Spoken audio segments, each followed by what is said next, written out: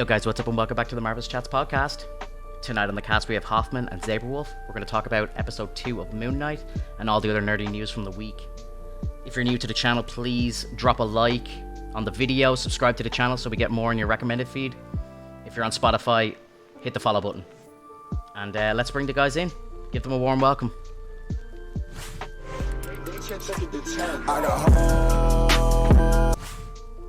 Yo, what's up guys? Can you hear me? Hello? Hey, buddy. Yo, what's up, everybody? What's going on? How are you doing, Finn? I'm doing good, Pretty dude. good. How are you? Oh, marvelous. Thanks for asking. Nice. How was the week?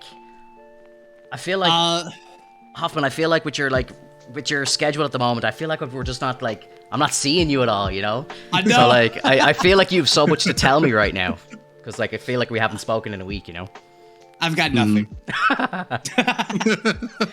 No, it's gonna be a busy week. I started a new job in my life, so it's just I've been hitting the ground running, scrambling. But I was able to get out and see Morbius yesterday morning. Went out to an early morning showing. And I gotta be honest, I kind of fell asleep for parts of it here and there. So if I don't give you a full review that makes sense, understand that even an hour and a half movie, this thing sucks so bad I dozed off. Jeez. I was gonna say, is that the new job that's making you that's made you tired, or was it the movie just that bad? Probably both. I'm one of those people that always falls asleep in movies no matter what. Yeah. If I know I want to go see a movie I'm really dying to see, Spider-Man, right? Yeah. I'll walk in, chug a Red Bull, and then walk into the theater. I just fall asleep in movies. I go down. Yeah, so. I get you. I have a friend like that as well. He'll go to a Starbucks or something and get a very strong coffee before going into the theater, because he has small kids, and if he's sitting in a dark room, he's just gonna KO. Yep. Yeah. Alex, how's your new job going, dude? Great. We just finished the second project, and it's just the most amazing thing when you're so confident on the day before presentation, and you're everything works. Then you go to presentation, and you're something broke. It's no. Yeah. No. Yeah, dude. I'm just sitting there let's try the other thing that should also work, and then I go back and I'm like, oh crap. Yeah, I get you, dude. Like my girlfriend, she manages a full team of developers and stuff, and at least you're not kind of sending stuff off to support saying it's done and then them finding loads of bugs with it. At least you're kind of figuring it out along the way before submitting it, because that's when shit truly gets bad, when you start submitting work that's not done properly. And it's this is full of bugs, can you please fix it? So guys, tonight on the cast, it's obviously we had Moon Knight episode 2 this week, which was obviously fantastic, which we'll kind of go through in full. I got a couple of bits nerdy news from the week that we can bring up. Unfortunately, I didn't get a chance to watch Halo episode 3. I don't think I'm missing out on too much, but yeah, look, I didn't watch it, and I'm not too rushed to watch it. But if you want to talk about it, Alex, if you want to talk about it, Alex, let's do it. I saw a thing on Facebook or something that was Master Chief shows his ass in episode 3, and I was just this is just ridiculous. What? Yeah, apparently there's a nude scene in it or something so. He's gone one step further to now being completely naked in the show. It's the most disrespectful show I've ever seen in my life, bro. Oh, it's incredibly disrespectful. Cortana comes up, and then all of a sudden it's just yeah, we don't care about you, Cortana. Go away. Go, literally every single time. Go away. Stop. This isn't your job. Get out of here. And then she's fine. Then literally she leaves, and she's it's my job, I guess. Is she walking around like a person, or is she in her AI form? She's in her AI form. Okay. Man, I just I'm so happy that nobody's going to be watching the show. Fuck Paramount. Fuck them spending $200 million on this show and treating it like this. I hope they eat this loss and they never make a Halo or a video game franchise again, man. They deserve it, what they're about to lose on this. You know, one thing I read about that in terms of Master Chief and whatnot, I checked the critics' view on Master Chief himself in the games, and critics said that they didn't like the fact that he was a very stoic and not non-talking kind of person. You can't really get an emotional read off of them. And it's That's the point of the character. Yes. He's very straightforward. He just wants to get the job done. And as you go through the games, Cortana is revealing the humanity in him. Mm-hmm. Yep. Like completely, man. And it's like, this is what blows my mind is they say dumb shit like that. But when we go and watch The Mandalorian, they're all singing his praises. And if you watch The Mandalorian, the first, season, episode 1 through 5, probably, he has like no emotion. He's got a helmet on. And he's not giving anything away. Like we just had a show where they praise that, and then they pull out like Master Chief and like because it's a video game. Oh yeah, he's too stoic. He doesn't do anything. Like they are like they're such hypocrites. They have no consistency in how they think.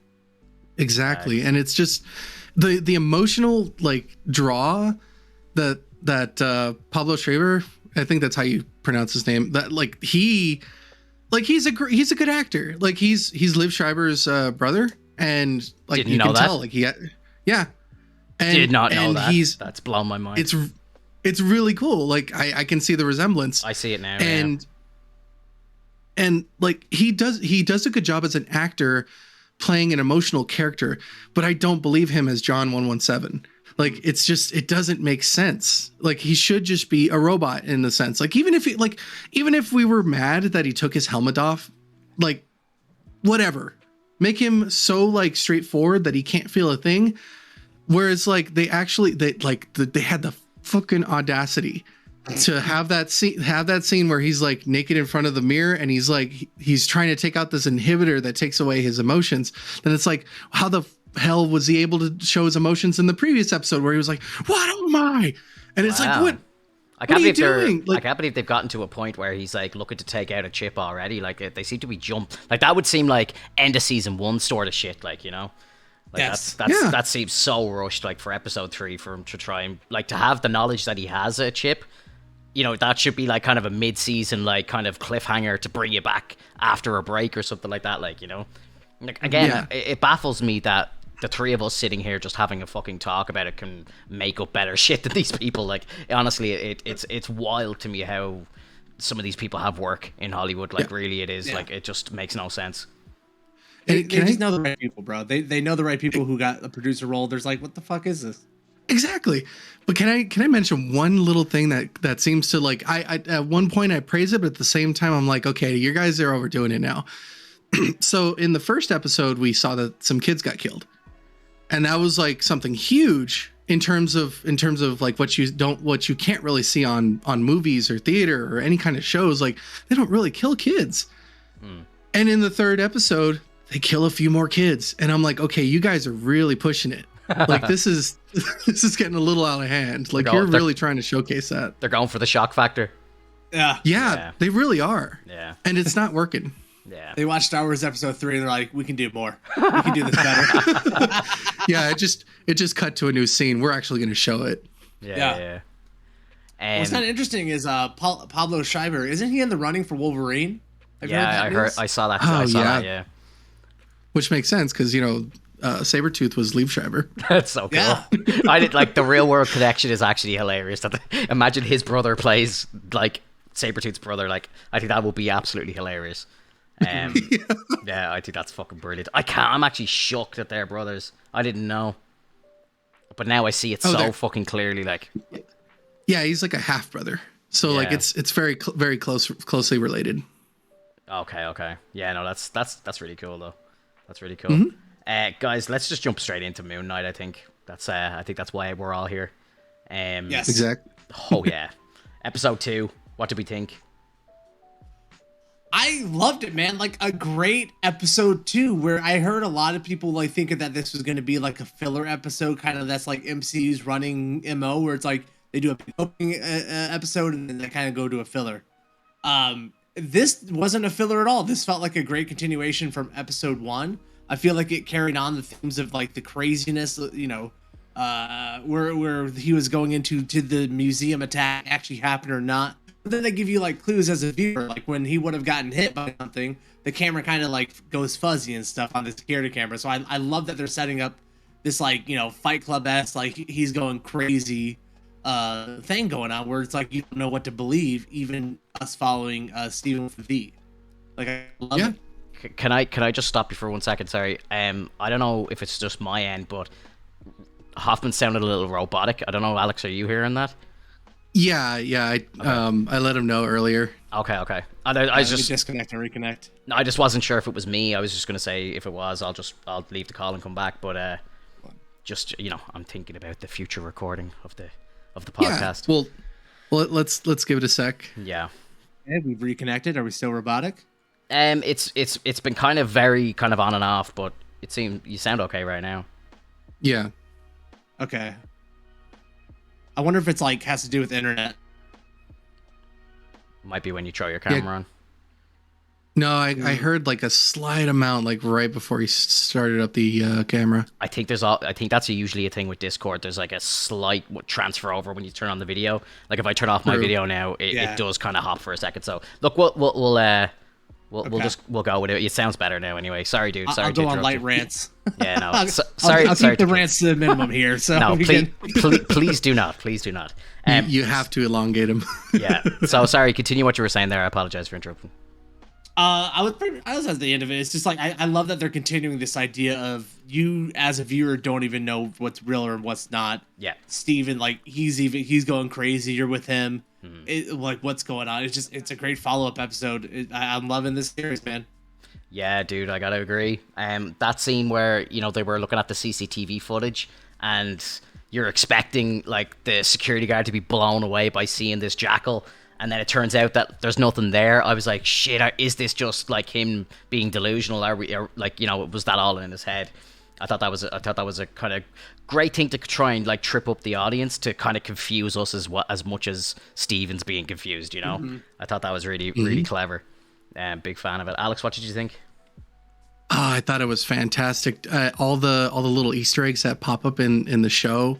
If you didn't notice, there's some QR codes that pop up, and if you actually can scan those, they give you comics that are associated with Moon Knight. Bro, I gotta say, to stop you right there, the second that the first QR code came up, I think it was the one that was on the door of the storage unit, my girlfriend paused the TV and jumped up and scanned it, and I was just I'm so proud of you right now. I was so proud. That's awesome, man. Yeah, dude, I was just it's I didn't even think of doing it, and she's just I gotta scan this and see if it's a real QR code, and then she just flips her phone around to me and it was a Moon Knight page. I was just fucking brilliant. It's so cool, how much they want to put into the show now, and you can actually see it on top of the double-decker bus.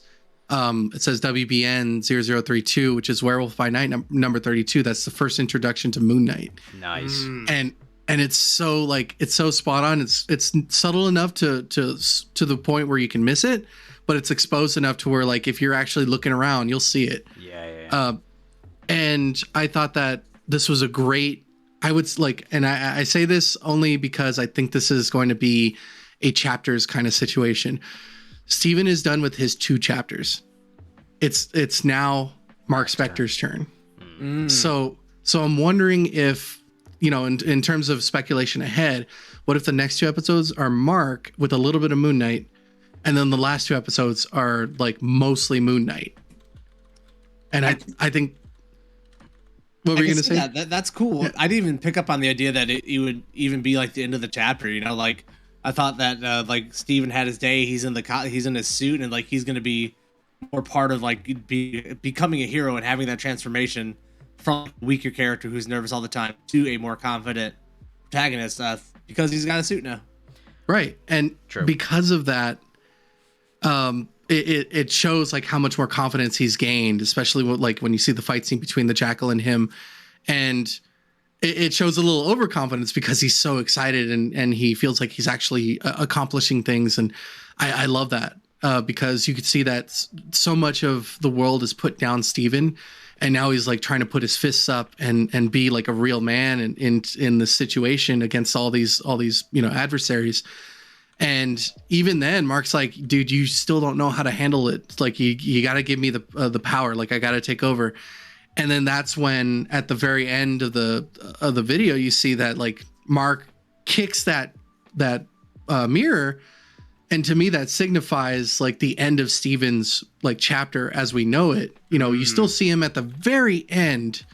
You see Steven in the reflection of the mirror as Mark is huddled over, like, you know, drunk, still like looking over at Cairo, which I think was like the perfect shot at the end.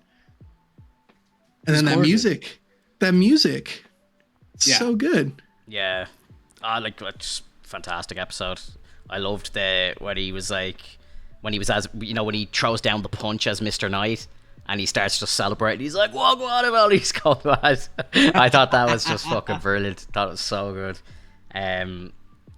I was blown away by Oscar Isaac's performance in this one. I know he had a great performance in the first episode, but this one was just like, I genuinely felt like Mark and Stephen were two different people talking to each other. Like, you know, like he just did it so well. And it just stood out to me so much. I was like, this guy is able to, he has the range to play multiple characters. Like, and I know in the comic books there's like 4 different personas. Like, and I'm curious, will we get to see maybe more personas before the end of the show? And as well, I'm curious, I don't really know much about Moon Knight. I know, Alex, I think you know a lot more, but in the comics, Steven is like a billionaire. And obviously in this, he works in a gift shop. So I'm like, how does he get to that stage of actually being a billionaire? Or has he been, and maybe he is one, but he's forgotten it or something like that? I'm not too sure. I mean, it would be great if they made it to where, you know, this Steven right now, he's kind of like at the bottom, but like after everything is said and done, it kind of builds up back to the original persona to where like Steven's overly confident now, and he's an eccentric billionaire. He gets all this money so that he can earn all the gadgets that he can produce. But it seems like they're also trying to do a more mystical or godlike kind of thing, where when you saw the moon rings pull out, and I was wondering about that too. I was like, how is he going to produce moon rings? Is it going to be magical? Is it going to be like just gadgets?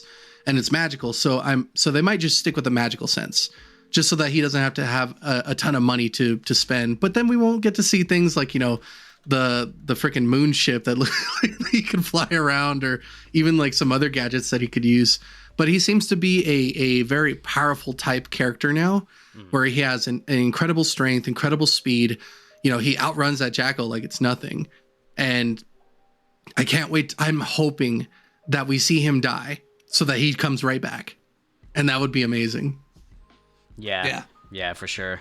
Ethan Hawke had a great performance in the episode as well. So good. Really loved. So good. I didn't expect that scene to happen where he just kind of takes him out of the car and they're just like, you know, walking around having that friendly conversation. And then you find out, obviously, he drops the bomb that he was Moon Knight before. So he was the avatar for Khonshu, which I thought was like, that was I didn't see that coming at all. Like, again, I'm very new to this whole story, so I all the fucking like twists and stuff are gonna hit me very hard. Like, I'm not gonna see any of it coming. Like, so I'm really excited about that. What do you make of, like, I know the new god that he's trying to become an avatar for is the god Amid, right? Like, she's like the alligator god or whatever, and like her power or whatever is like pre-crime. So the whole pre-crime thing I thought was very interesting, and you know, Steven obviously questions it straight away. Like, how can you like, you know, blame somebody for something that they haven't done? Like, you know, it's people have like crazy thoughts all the time, and you know, like bad thoughts about killing people all the time, but you don't actually do it. So I thought that was a whole kind of interesting vibe, and it, you know, like, I suppose it made me think of that movie, like, was it Minority Report or whatever, where they're like arresting people before they do shit and all. I love that kind of story, like, so, and it's the first time I've ever seen it on TV anyway, and especially in like a kind of comic book setting. So I think it's very interesting to go to see where that goes.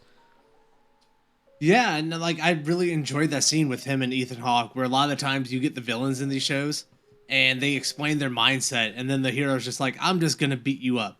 What I really enjoyed about this is just how much Oscar Isaac's character is like just pushing back on the idea. And so they have this like really great interaction that's not them fighting.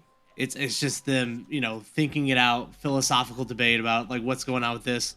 I loved it. I thought it was great. I think the whole idea of using that character and that god for this kind of like precog Minority Report thing, like mentioning, is a great setup for the series. And I'm really curious about where the show is going to go. Like, why does Ethan Hawke need like the scarab and all that? Like, what's waiting in Egypt? Like, I love the idea that is being set up, and like, what's his broader plan? Like, why does he need that? What's Ethan Hawke's broader plan to like going forward? Like, is he gonna try to judge everyone at once? Is he gonna like try to Thanos snap this thing through a pyramid or something? Like, I'm intrigued. Yeah, for sure. I think the Egypt episode or potentially episodes are going to be great. Like, do you think the rest of the season takes place in Egypt, or do you think they get back to London? I would say they go back to London at some point. Like, how much is there to do in Egypt? Like, are you just going to be in the pyramids for like 4 episodes? You know what I mean? In a city, like, it's just. You'd have to, we should ask Clint. Yeah. True. Clint's the expert. I think it'd be okay to be in Cairo for quite a while. But I do think that we should go back to England at some point and show off like another kind of like street battle or something, like, in kind of the urban areas of London. Because that was actually really fun. You got all your twists and turns. I'm not sure how much you're going to get with like an open space with Egypt. So I think we're just going to get more of like an introspective into what's going on and what's going to happen if Amit comes back, and then we go back to England, and it's like, okay, well, now everyone's back at this point and we have to finish it off. But it's kind of like a toss in the wind right now. I really don't know. The only thing I do know is that you can't trust either god at this point, because they really make it apparent that Khonshu's working almost for himself in a sense.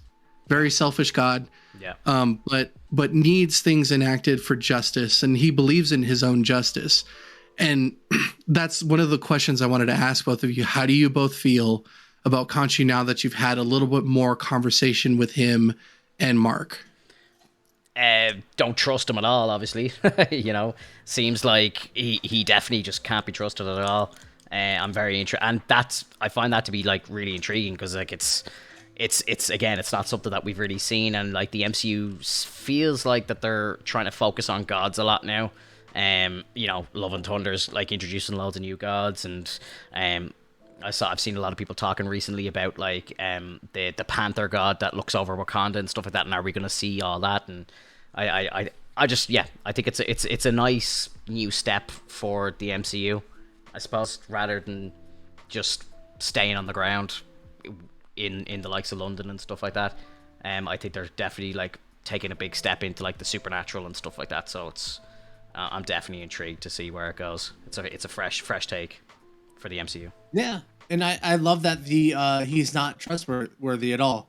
Like Khonshu is like he's like a real mythical god. It's where they're very selfish. They have their own interest, and like you are not just serving them, you're serving their interest, and that's not always good. So it's gonna, going forward, it's like, how's that gonna work out with Moon Knight, where he took this deal with him just so he could stay alive and be resurrected? Why did he take that deal? Why did he feel so compelled to take that deal? I want to see that backstory. I'm sure we're gonna get that in Egypt. Egypt is where Mark Spector died in the first place, when he, took this deal. So that's another reason why I'm excited to be in Egypt and get that backstory. Hopefully we have a whole bunch of Boba Fett style flashbacks for 3 episodes. we're just living the past now. And I want to see, what that deal with this Khonshu god has to do with Layla. Why is she in this? Why is she an important character now? Why was she brought into the show?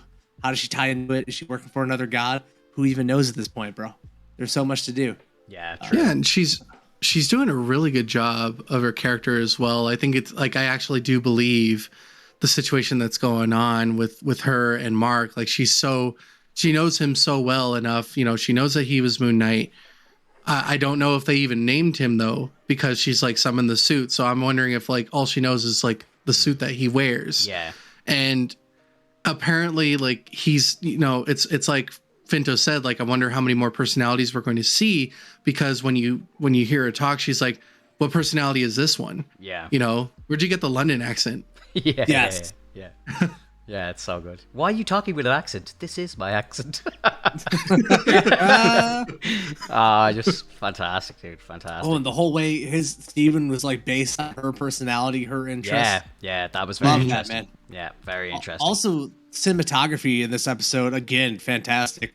The fact that like they showed her so much in a mirror, just the way they show his alter ego. Mark's always in a mirror. She was framed inside of a mirror so much, like he can't even trust her. I love that idea, man.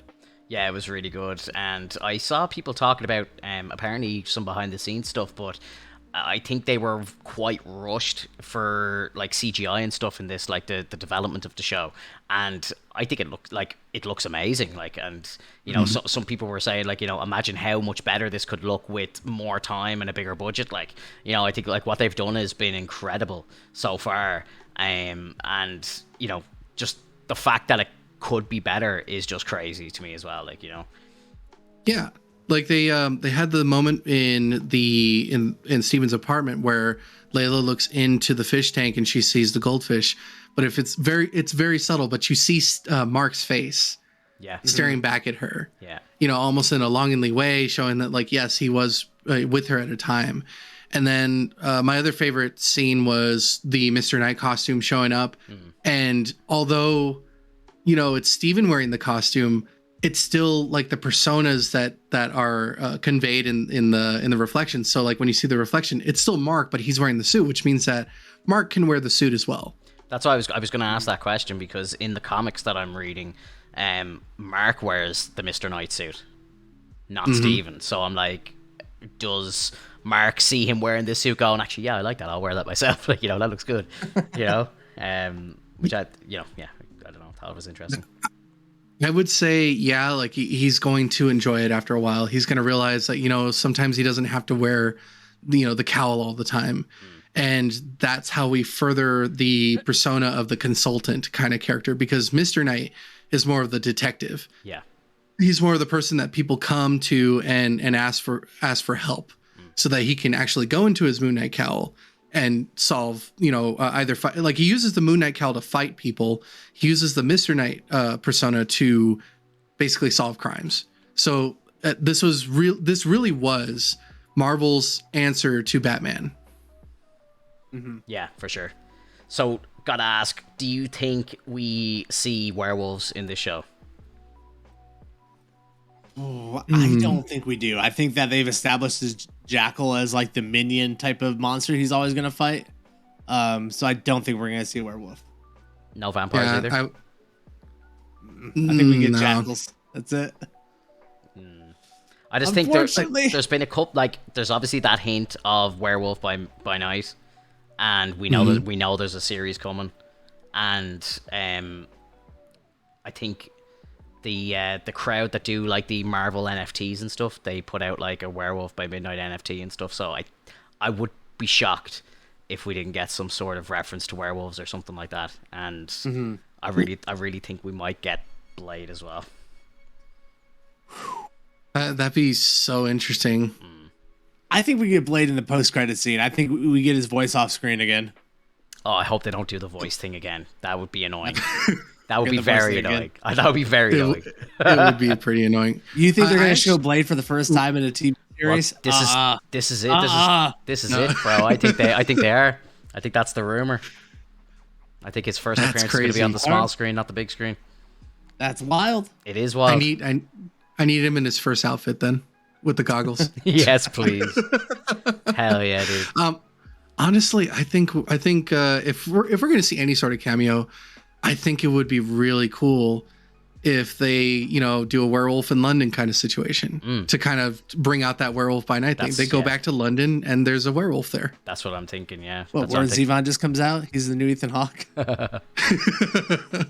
So there was a behind the scenes photo released, or two behind the scenes photos released a while ago. I saw them ages ago. Completely forgot about them until they popped up in my feed this week.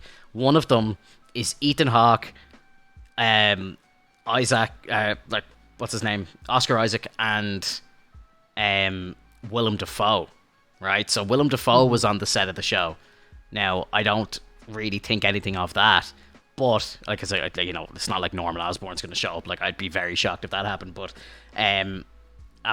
another photo that came up, that was Mark Ruffalo was on set.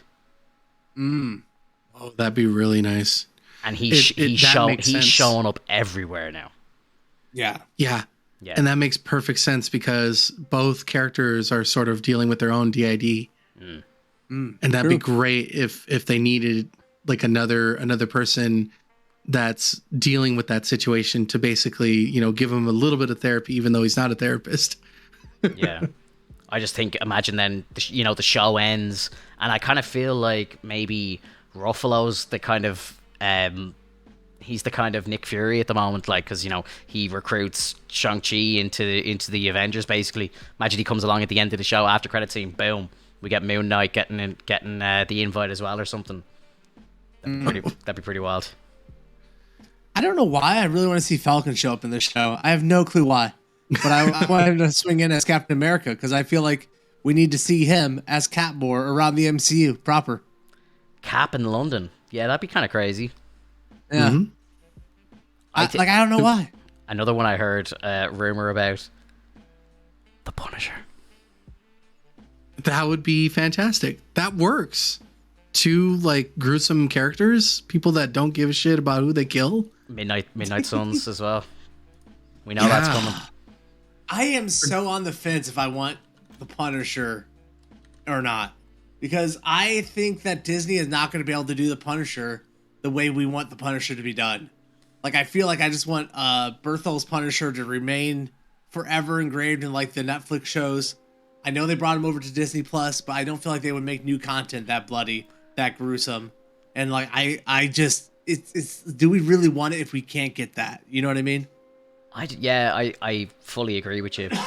I think that the fact that they have, like, I'm rewatching the shows as we speak, and I'm onto the Defenders at the moment, and just like finishing Daredevil season 2 and just seeing how gruesome Frank is, I'm like, this is on Disney Plus, so I'm like, you know, they definitely can do it. Whether they choose to do it or not is a different story, but they can do it. Like, it's there now, you know. So I really hope they do bring him back. I love him, and I would love to see, you know, Midnight Suns with him. Rumor of Daredevil coming into Midnight Suns as well, and you know, it could just be incredible. Like, it really could. Like, a Defenders style show done with MCU kind of quality and backing and stuff like that, and obviously Feige involved as well would be great. Like, of course. Yeah, and you know, just seeing those two characters, knowing that they've worked together at one point in the comics, and you know, it's to me, it's like a good team, especially for the fact that they hold, like, in a sense, no remorse because of, you know, what they're dealing with.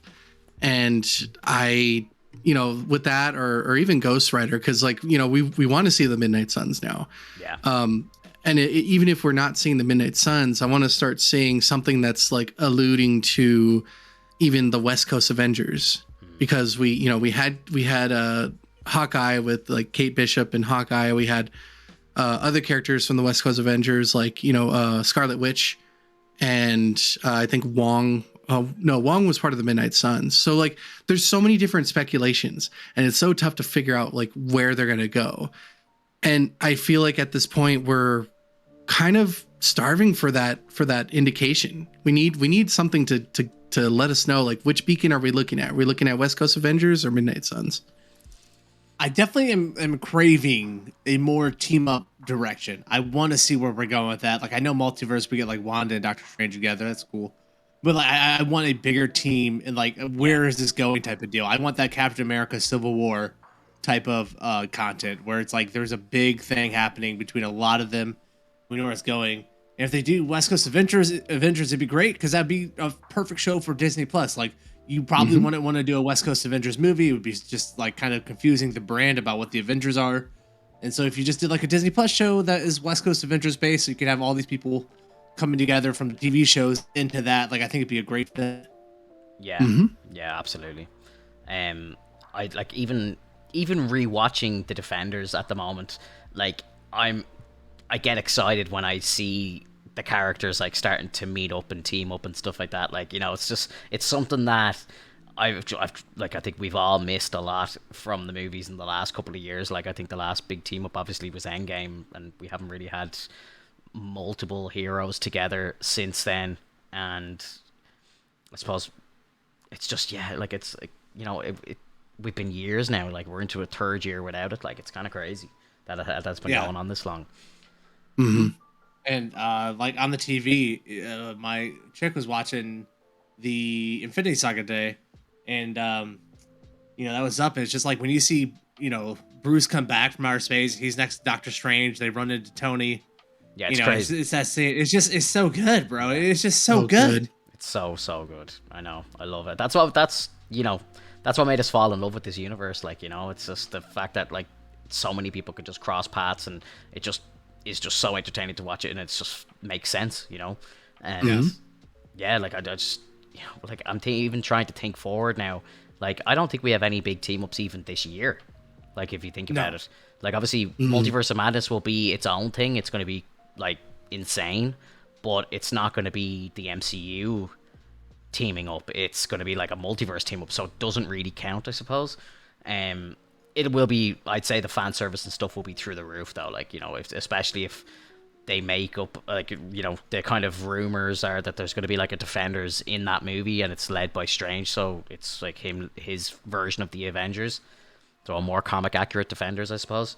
And I think that would be cool, and it's not really a team up though, right? So, and like Thor is probably going to be its own thing as well. Like, maybe we might get one or two of the Guardians in that movie, but again, it's not a real kind of team up to fight a bad guy, like, which is what we love to see. To be honest, though, I mean, even with Thor, there's so many characters within the Thor comic series. Like, you can have the Asgardians work together. When you had Valkyrie in Ragnarok, that was great. That was fun. You see all the different characters that are within Thor's world that we didn't see before. We didn't need any characters from Earth. None of, like, as far as we know, none of the characters from Earth were there except for Bruce. But Bruce is more of a character that can go anywhere. Yeah. So it was really fun seeing different worlds, different things that we could see in space, and like that was the whole aspect of the Infinity Saga. Going forward, you see that we get further and further into space, and you see that there's a much larger world than we could see. And now we're going back to square one in a sense, but in a different direction this time. It's like we finished that story, we go back and we choose an alternate path. And so now we're getting into the Mystics. Mm-hmm. Hell yeah. Yeah. Like we are in the Mystics, but like, I don't know. I wish we would have had something by now between the Eternals, Shang-Chi, and Black Widow, and Spider-Man. Those are all just like so separate from each other. They don't touch each other at all. They don't talk about each other. In terms of movies, like, it's just they're so siloed off. It's coming out of Phase 3 and then getting this drought feels bad. Where like I know they're trying to recreate what they did in the first 3 phases, but like they should have eased us down a little bit. They should have came off of it a little bit of a slope, because it doesn't feel like the MCU right now. Yeah. Yeah, it definitely feels like it's kind of like a retcon, like nearly like a soft reboot. We're back in Phase 1 again, kind of building up characters and stuff, which is obviously important. But like even if they are in a rebuild, and I understand the fact that they're in like a kind of rebuild phase right now, but like, where's the connective tissue? Like, why is no one talking about Captain America? Like, why is no one talking about Spider-Man and the events of like the Eternals showing up and all this stuff? Like, like, you've got stuff that takes place like after, and like they've confirmed that Moon Knight is the newest content in the timeline. So everything has happened in the MCU is common knowledge, and like a fucking Celestial showed up over London. Like, how is nobody in Moon Knight talking about this? Like, right. There should have been stuff, like there should have been, screens that have like, a couple news readings. And they're like, well, last week's indication of like, celestial life beyond our planet. What does this mean for everything? And you can have it so subtle in the background while Steven's walking by, just so that like, oh man, I remember I watched Eternals. Yeah, I know that what actually happened. Yeah, like sure. Even like I'm watching Daredevil, like, and Karen Page's office like has like the Battle of New York on the paper behind her desk and stuff, and it's like even the Netflix shows were doing that, and like like without them at the time, like you thought it wasn't the same universe, and you still had that kind of connective tissue and fan service, like, and it's such an easy win, and I just don't know why they just don't put it in there more, like, or even if they put up like on the buses or something, like in London, like even put up like Rogers the Musical or something, like, you know, it's showing in London now or something, you know, like something stupid, like they don't even have to shoot anything. It's just like CGI, like, you know, it's a simple stuff. I would have loved to see a like a tour bus drive by and it says want to see like this gigantic like marbled thing, this marbled hand that's out in the freaking ocean somewhere. And they've somehow made it a tourist spot so people can actually go over there. Yeah, that would be so cool. I think I mentioned that when we watched Eternals, like, you know, I'm like, how long is it going to be before, like, I don't know, like War Machine is flying over it or someone's flying over it or something like that. It has to show up somewhere. Like, I'm pretty sure it becomes like an Avengers Tower at one point. That's kind of like a Fortress of Solitude. Yeah, the Avengers like start working out of it and like that operating base. I'm pretty positive about that. That would be pretty fucking cool. Cool. Yeah, the Eternals should use it as a base, as a fuck you, like. Yeah. No, they're fucking off with Harry Styles and, you know, Patton Oswalt in space now. So yeah. You know, I think there should be like a space division of the MCU, and there should be the Earth stuff, and they should be separate. Yeah. Like, you know, I mean, we have the Guardians of the Galaxy. I know, but I mean more than just one film, like, you know. Right? Yeah. That Nova show got greenlit, baby. I'm ready. I'm waiting on Nova. Oh man, I can't wait for Nova. I heard that they were going to actually redo the Supreme Intelligence for that. Oh yeah. Yeah, because the one in Captain Marvel was really lackluster. I didn't really care for it. Yeah, and it'd be awesome to have an actual Supreme Intelligence working within like the Nova Corps. Yeah, it'd be great. Like, God, like fucking Captain Marvel. Why did they make everything so boring? Like, Marvel wasn't even interesting. Like, he's one of the coolest characters. They made Marvel boring. Yeah. Fuck, man. I know, dude. It's just what can you do? I think they just really wanted to bring it down to earth so hard that it took away all essence of what Captain Marvel was. Right. For sure. Yeah. I think this whole thing is just, there's too many projects going on. It's like one of the things I think we talk about where the bigger the MCU gets, the more Feige's going to be spread out. And so like those little elements where Feige was like, this is in London. They would have seen this. They would have done this. Like that was like his role as a producer, right? Like he's not in there in the script room hatching out character development. He's just like, he's overseeing like the broader points and like, oh yeah, that could be here. This could be here. This is why this is going on. Yeah. And I think because he's so spread out that we're losing that in the MCU because none of these things really feel like they talk to each other. Like the Eternals didn't feel like they had anything to do with the MCU other than them name dropping Steve Rogers, right? Like that's all. Just like, oh, Steve Rogers, like that's it. That's all you get. We just went through fucking I don't know. It's gotten to a point where you're exhausted now. Yeah, I was realizing how the Eternals is the worst example because the whole fucking thing's based on Thanos snapping, and that's why the things work now. So I'm just gonna go absolutely fuck myself and walk that point back. So yeah. The crazy thing though is that like even with Eternals being like I really felt the first half was fantastic, but the second half just like dropped everything. Yeah. I'd like my favorite scene of all time wasn't even like any fight scenes. It was the Hiroshima moment. That was so like heartfelt. Yeah, you know, he felt like he failed because he let them advance too fast. Yeah. And it was so good. It is, dude. It's a great scene. Like that movie has some really, really solid performances in it, but the third act just got crazy, sloppy. Yeah, and I think it all comes down to, without like going too deep into it, it's like John Harrington, his character should have been the human that goes along with the Eternals for the most of the time, not the assistant guy. Although he had a great moment, he was still kind of the comedic relief. We needed like a solid human character. To like be our window into that universe of the Eternals and be like, ask us questions to play off of them. I genuinely, he should have been there more. I thought that was what was going to happen. That was what I thought we were getting, because like, you know, it's like you're bringing Kit Harington in, use him, you know, and then like you think that it's like it's good, like, because I think we heard before the movie came out that like everyone in Marvel was like so blown away by his performance in the film. I was like, okay, he's obviously got a lot to do. He was in like 2 scenes or 3 scenes, like I'm like, wow. Okay. Yeah, Blakey is not a fan of Eternals because they killed Salma Hayek. Yeah, that is okay. That is a little bit of a travesty. She's like, such a treasure. Yeah, but with the Eternals, like, isn't there like Lowell? Like they could just make another one, like Yeah, she'll come. There's a factory full of her. Yeah. That's so funny. I mean, like that would have been. I think that would have been an ultimate scene to see in the woods. Like I really don't think Kit Harington's character should have like stuck around. I think he should have just been like a stronger cameo in the sense that there's danger afoot in the woods and maybe the castle where his uncle lives was near there.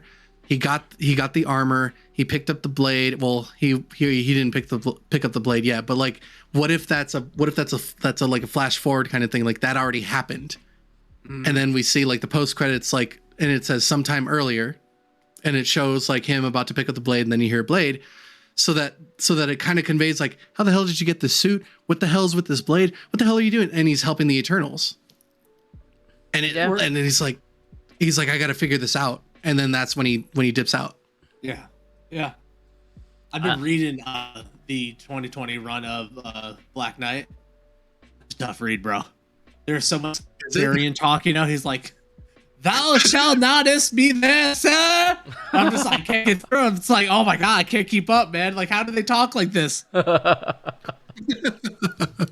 Like, I'm so glad the English Empire fell apart, so now we're all not talking like that, bro. It's terrible.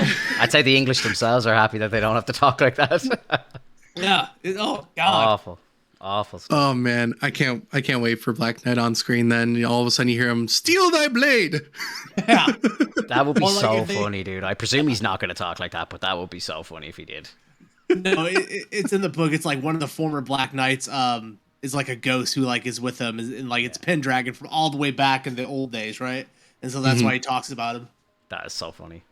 Oh, they had a fucking scene where like Black Knight like fighting Thor back in the day, like in the 800s or whatever. Like Thor comes to the castle, and Black Knight's like, no, it's so good because Thor's like such a how Thor talks shit, right? Yeah, like he's all like Black Knight gets madder and madder, and that's where he gets stronger, and so he's able to actually knock Thor's ass out because Thor talks so much crap that it got him so mad. Nice. It's great, bro. Oh, that's fucking fantastic. I wanted to tack on that Thor situation, Hoffman. Did you know that Moon Knight actually fought Thor and used his hammer? Did he? Moon Knight picked up the hammer? He didn't. I don't think he picked up the hammer. He used the power of the moon to lift the hammer. Oh my God. And he started swinging it around at him. So what you're telling me is Moon Knight is worthy. Yeah. He's Thor. Technically. Yeah. He is Thor. So that is fucking brilliant, dude. That is brilliant.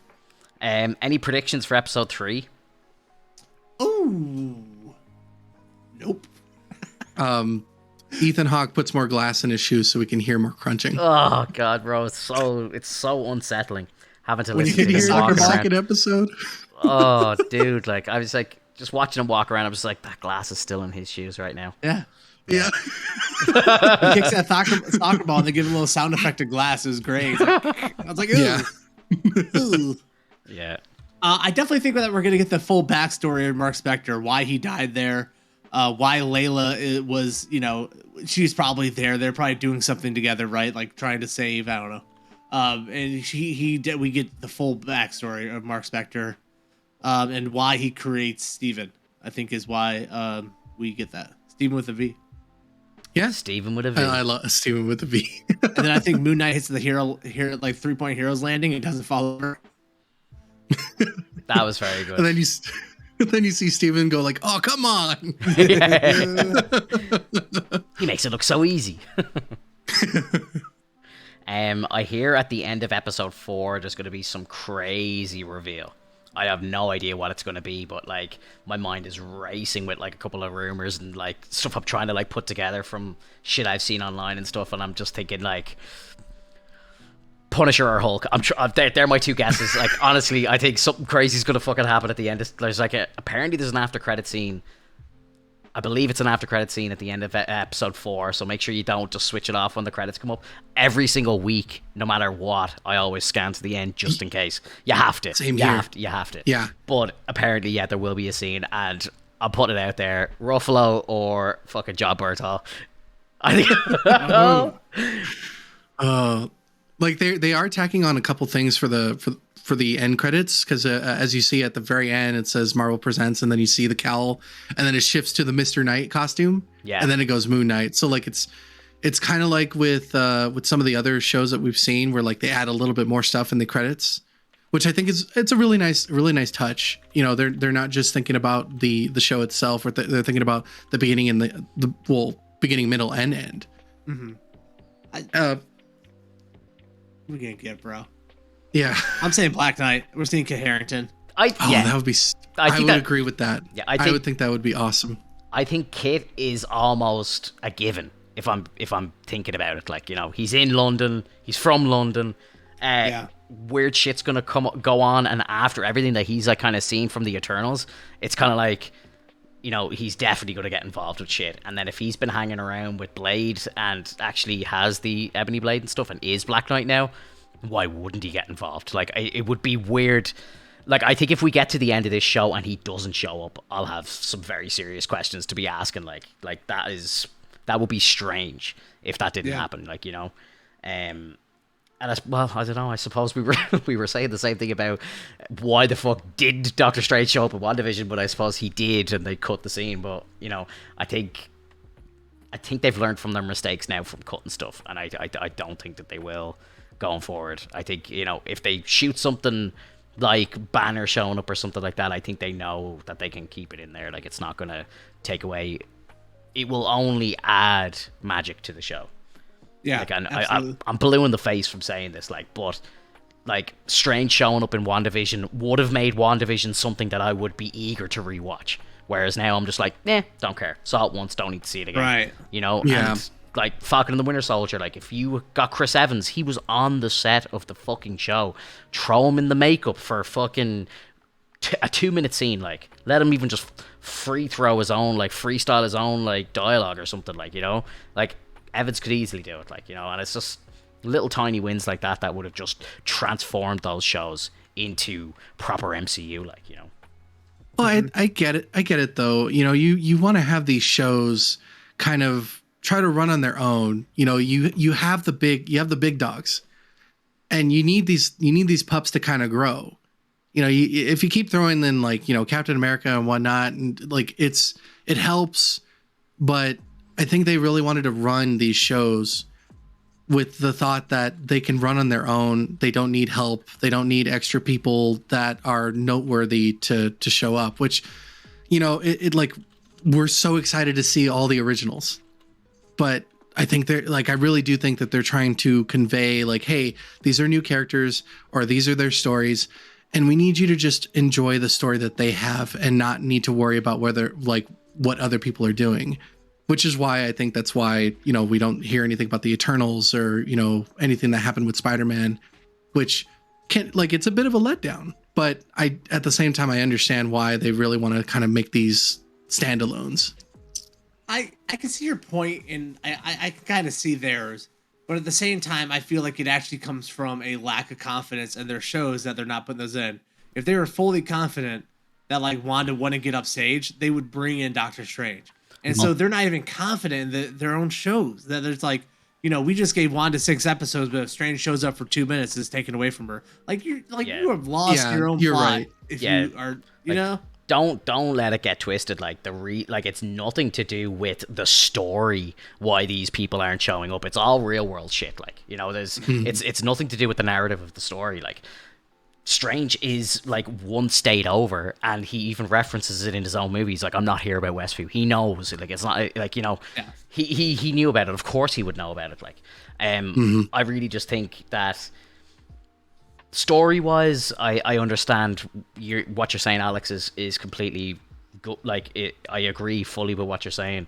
Like, they do need to build these characters on their own, but I think that you know, fan service is important, and I think that, you know, why a lot of people show up is they want to see what, like, how does this like link in with what we've seen before? You know, where is it in the timeline? These are questions that are asked by everybody all the time. Like, everyone's already asking, like, why is there no connective tissue in Moon Knight? Where is it in the timeline? Like, Disney have already come out and have had to tell us where it is in the timeline because everybody fucking wants to know. Everybody need, like, you know, that's the point of the MCU. It's one big story, so. Yeah. And you're completely right about that, because when you think about it, everyone is connected in some way or another. Like, when you talk about, like, when you remember reading the comics for Moon Knight 2021, you see, like, he mentions the Avengers. He mentions that he fought them and that, like, he had an upstanding with them, and then they got him therapy. So, like, they exist in his world. And so I can see how that really matters in terms of, like, even showing just a glimpse of those characters once in a while. Yeah, but I also think it's like part of the reason they've mismanaged Phase 4.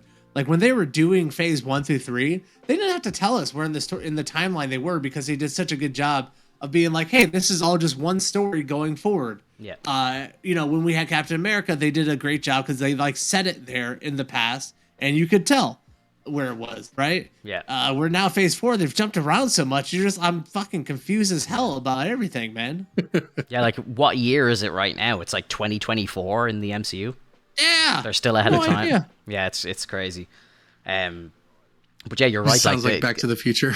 In the beginning, it flowed so naturally, and there was so much connective tissue that, you know, I suppose it was just one story, as you say. So, like, you know, after you watch Iron Man 2, you know Thor's coming next, and, you know, you see the after credit scene, and then boom, we're into Thor, like, and then, you know, Thor sets up the Avengers, and the Avengers sets up Winter Soldier and all this stuff. Like, you know, it was just so easy to follow. But now there's just so much going on, and again, like, the time jumps and stuff are just crazy. You know, like, we technically still are living in, like, you know, post Endgame. You know, it still hasn't really moved on, like. Yeah, and I can agree with that, because every single movie in the Infinity Saga had at least one tie, and these shows have no reason not to have any ties, whether it be a cameo or just a mention. Like, I can agree with that. Yeah. Ugh.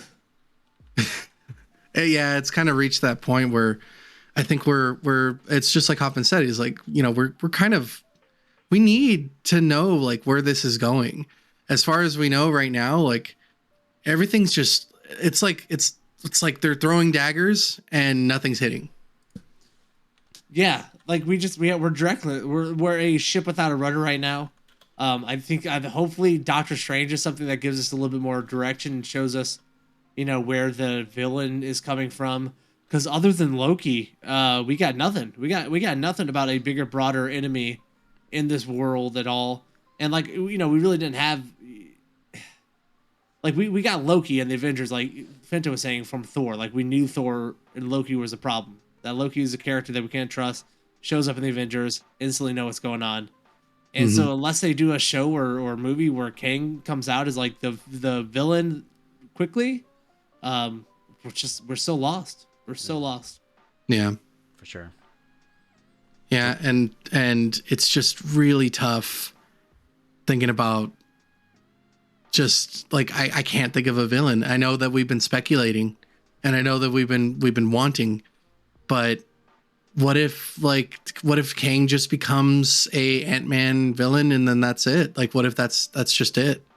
I think I read somewhere, though, that they have big plans for the actor who's playing Kang. What's his name? Jonathan Majors. I was going to say Myers for some reason. Yeah, they have big plans for him, and I don't know if you saw, like, a picture of him popped up there, like, during the week, and he is jacked to the fucking moon, like, terrifying looking, like 8-pack, like, just shredded, like fucking 3% body fat or something like it. He's just walking around like a fucking tank. So I think he's in MCU mode, bro, and I think he's here for a while. And I think we see him in, like, 3 weeks time. I really think he's going to show up in Doctor Strange. Really? Yeah, dude.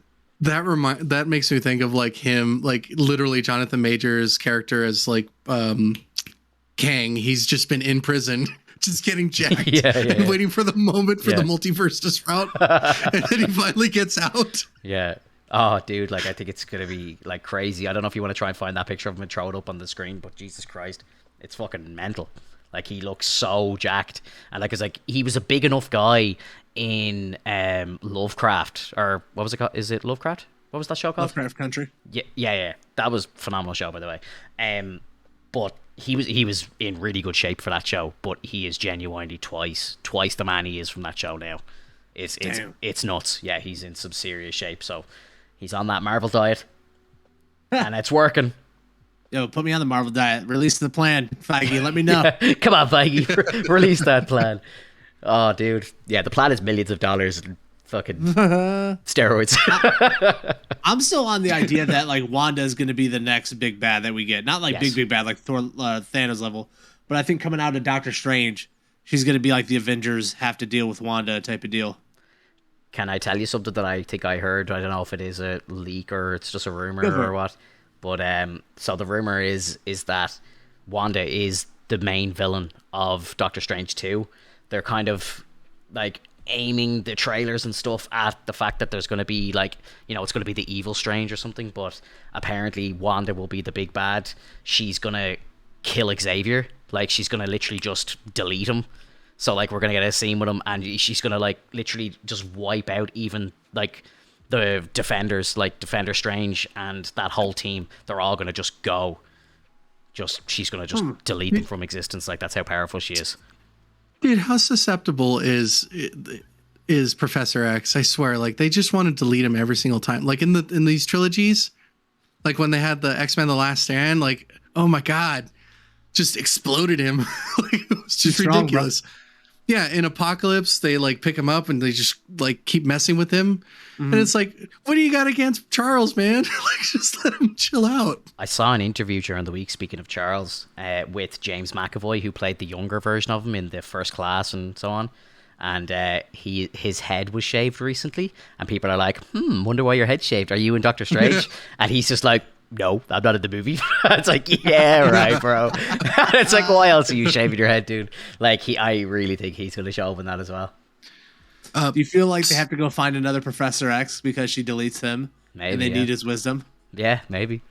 Oh, my God. Yeah, let's go back in time. And then the younger version shows up and it's James McAvoy. Yeah. That'd be great. Like, I like James McAvoy. I do as well. He's a really good actor. I think I found the picture. Do you want to take a look? Yeah. Is this it? Yeah. Look at the size of him, dude. He's a tank, This bro. is on the set of Creed 3. So, he's getting jacked for that, but he's probably going to continue to stay jacked for Kang then. Yeah. Dude, he's got Chris Hemsworth arms in that.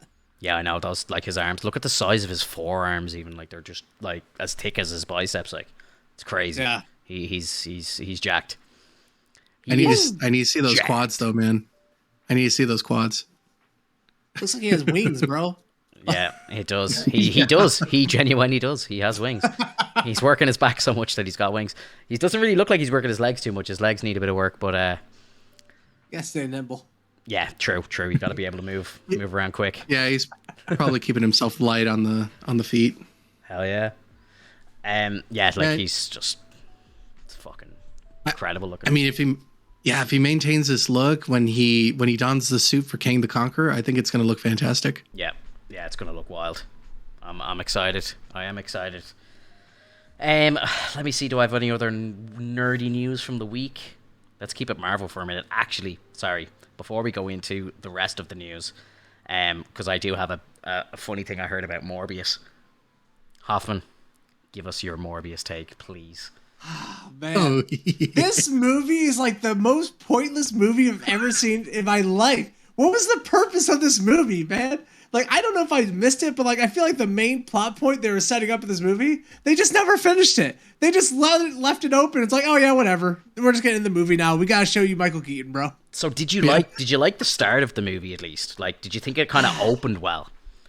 like, yeah, like it was passable. Like, it felt like a normal movie when it was opening up, right? But then like very quickly it just goes off the rails. Like it goes off the rails faster than I've seen any movie. And it goes off the rails, not in this like, this is going to be wild and like, what the hell are we doing? I can't believe they're doing this. It's just like no one gave a fuck. Yeah. It felt like nobody gave a damn about this movie. The writing is just awful. Like I swear at the end of the movie or whatever, whenever, I don't know the ending when it was, he goes, this thing I'm holding up, it's lethal to bats, but to humans, it's deadly. Who the fuck is writing this? It's the same thing. It's just so dumb, man. Yeah. It just I couldn't even have the heart to get too mad about this movie because I'm like, if they don't care about this movie, I'm not gonna get too mad about it either. It's just it's pointless.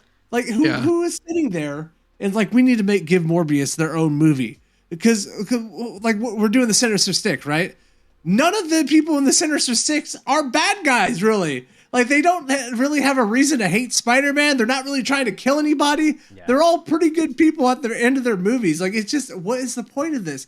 Like, they don't even have a villain from the comic books for this guy. Like, they have to make up a villain. Like, he's not from the comics. Like, Morbius should be fighting Spider-Man, but he's not because they can't do that yet. So you have a whole movie where he doesn't have a villain that they know. They just have no idea what to do with Morbius. It's like they thought that it would be a cool idea to make the movie Morbius, and then they started writing it, and they're like, why did we start this? Why did we? And now they got all this money invested, and so they have to finish it, but there's no reason to make the movie. Yeah. It's horrible, bro. It's terrible. They were already millions of dollars in, and they're like, we just got to keep going. Screw it. Yeah. I wonder like what the original idea was, because this was meant to come out like after Venom 1 and, kind of like before Spider-Man and all this stuff. Like, I wonder how the movie would have been taken if it was released when it needed to be, like before the pandemic and stuff. I think it would just not made a ton of money. I don't think people would have gave a fuck. Did you like Leto in it? He was all right. Like, who cares? Better than Joker, anyway, but that wouldn't be hard. Yeah, I mean, fuck. Yeah. It's better than Joker. It's not his worst performance, but, like, I'm not walking away from it like, oh, yeah, Jared Leto's fucking back in the ring. He does it again. He seems like he's not all for it. Like, he seems like he's half into the idea of playing a comic book character because he likes comic books. So, that's his persona, I guess. But it's... he doesn't blow me away. He doesn't like sell me that as Morbius as a character that I want to see again. Yeah, I really think he made a self-fulfilling prophecy after trying to do Joker. Like as soon as that came around, it's like, you're gonna have to work really hard to get us going. And when Morbius came around, we all set the bar super high, and he still couldn't reach it. So yeah, and he's the behind the scenes things I've heard.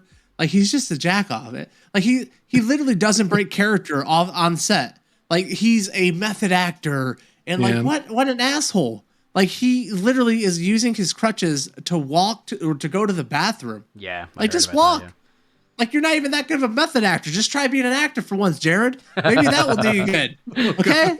Yeah. Why don't you do this thing where we call acting, where you can just be your normal self, and then once they hit action... you become the character, and you fucking... God, what a... Oh, yeah, like he was even more of a jerk as Joker. I think there were times where they said that people got gifts from him, but they were, like, dead animals. Yeah, he was, like, gifting, like, dead rats and stuff to, like, Margot Robbie and all, like... And, like, people were, like, really worried. And he's like, oh, no, they found it... He was saying, like, they found it funny and stuff, so... I don't know how true that is, but, yeah. I'd get him arrested. I'd get his ass arrested. What a goober. Yeah, I think actually he said he's been researching a role that he wants to play where he plays a pedophile, and he says, I've been preparing. He's a method actor. How do you prepare for this? Like, I'm very worried for this performance, whatever it is. Like, it's gonna probably take him down a very dark path. Like. Who goes for a role like that? Yeah, I don't know. I don't know, bro.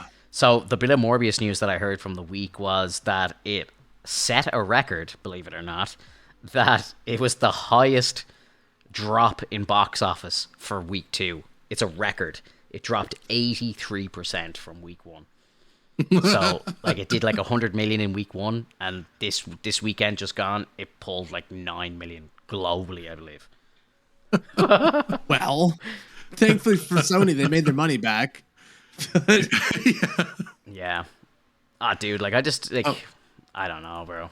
It's I feel sorry for Jared in a way, because I think, you know, the biggest downfalls of this movie aren't his fault. I think he actually put on a semi-decent performance. You know, not the worst like comic book portrayal that we've ever seen. I think there's been some worse comic book portrayals that have come out that have been more successful than this. You know, and I think this was just doomed to fail. Just, you know, just due to real world shit, and just the fact that it's Sony. Did you hear the director from the movie as well had like the audacity to say something along the lines of that it was Sony that came up with the whole multiverse idea, not Marvel, and they came up with the whole spell stuff for Spider-Man and all.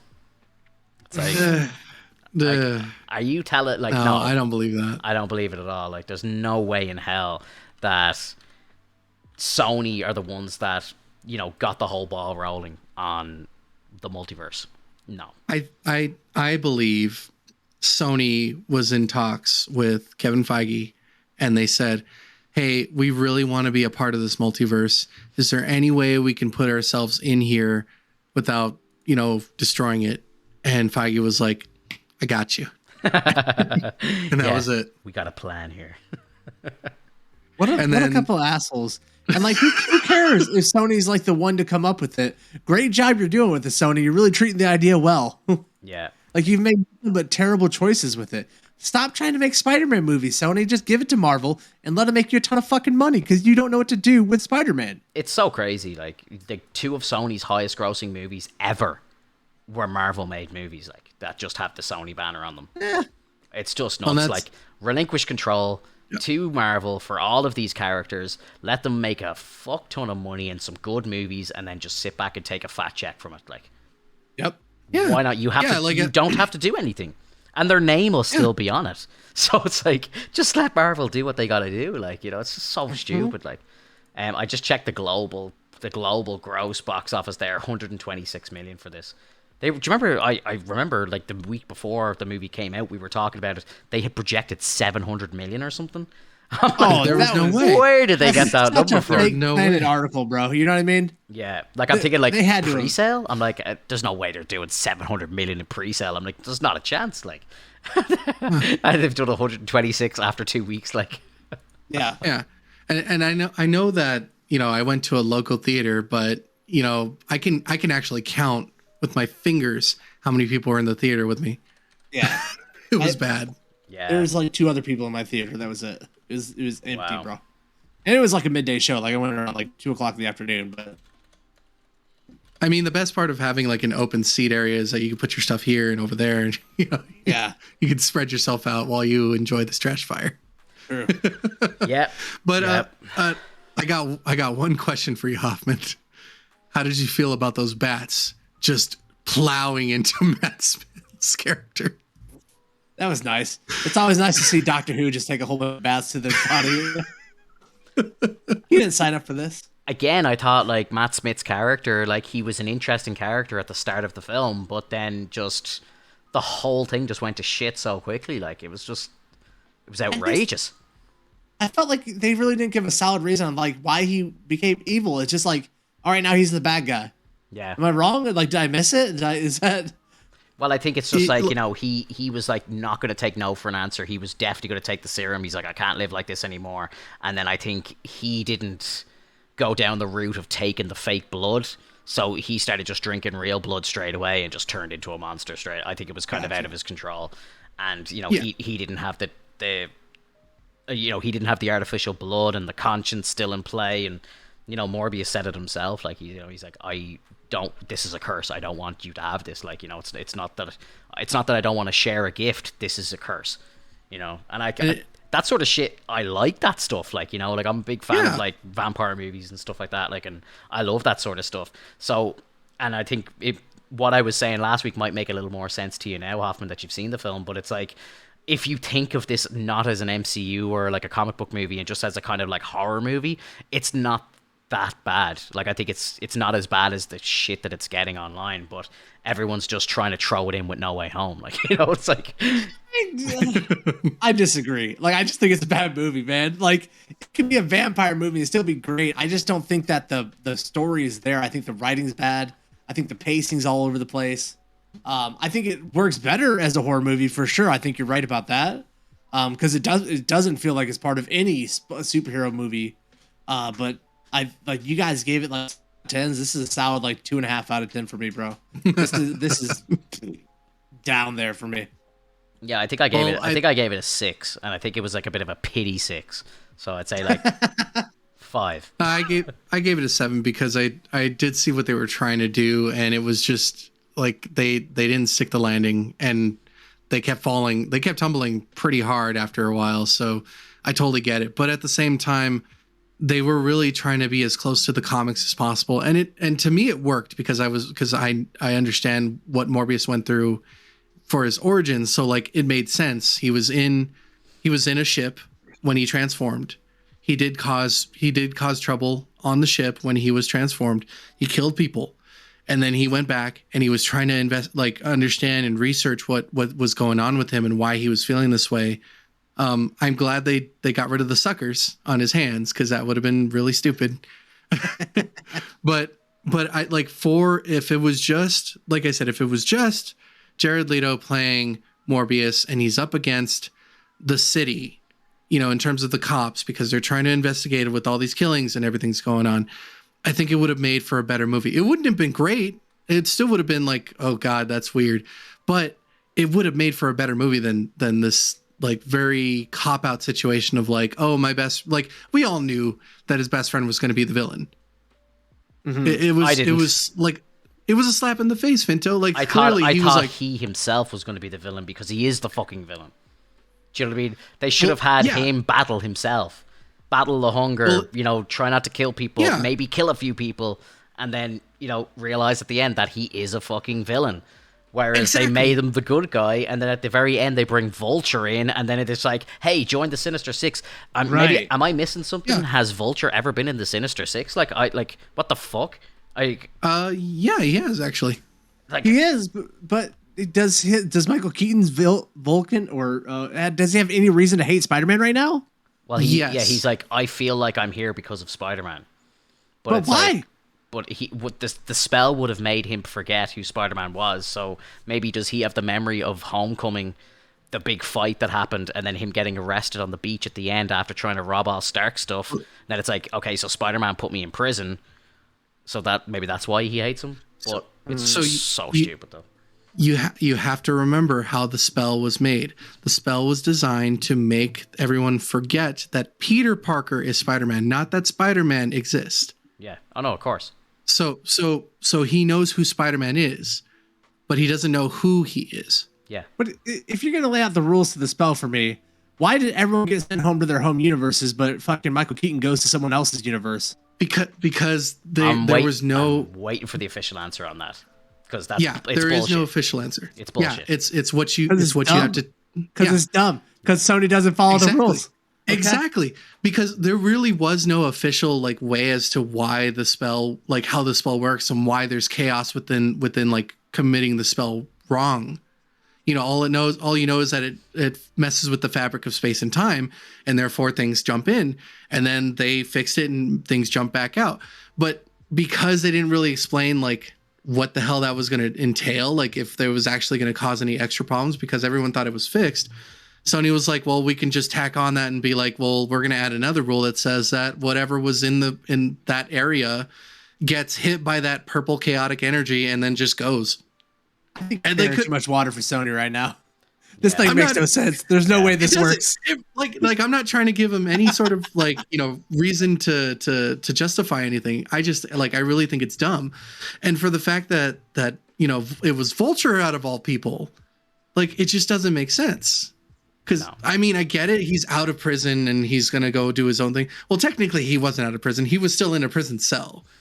So why the hell did they let him go? Like, is it because he was not supposed to be there? He hasn't committed any crimes on this earth. So they're like, that's the official line. He had not committed crimes on that Earth, so they let him go. And then he miraculously just has a fucking vulture suit 10 minutes later. Right.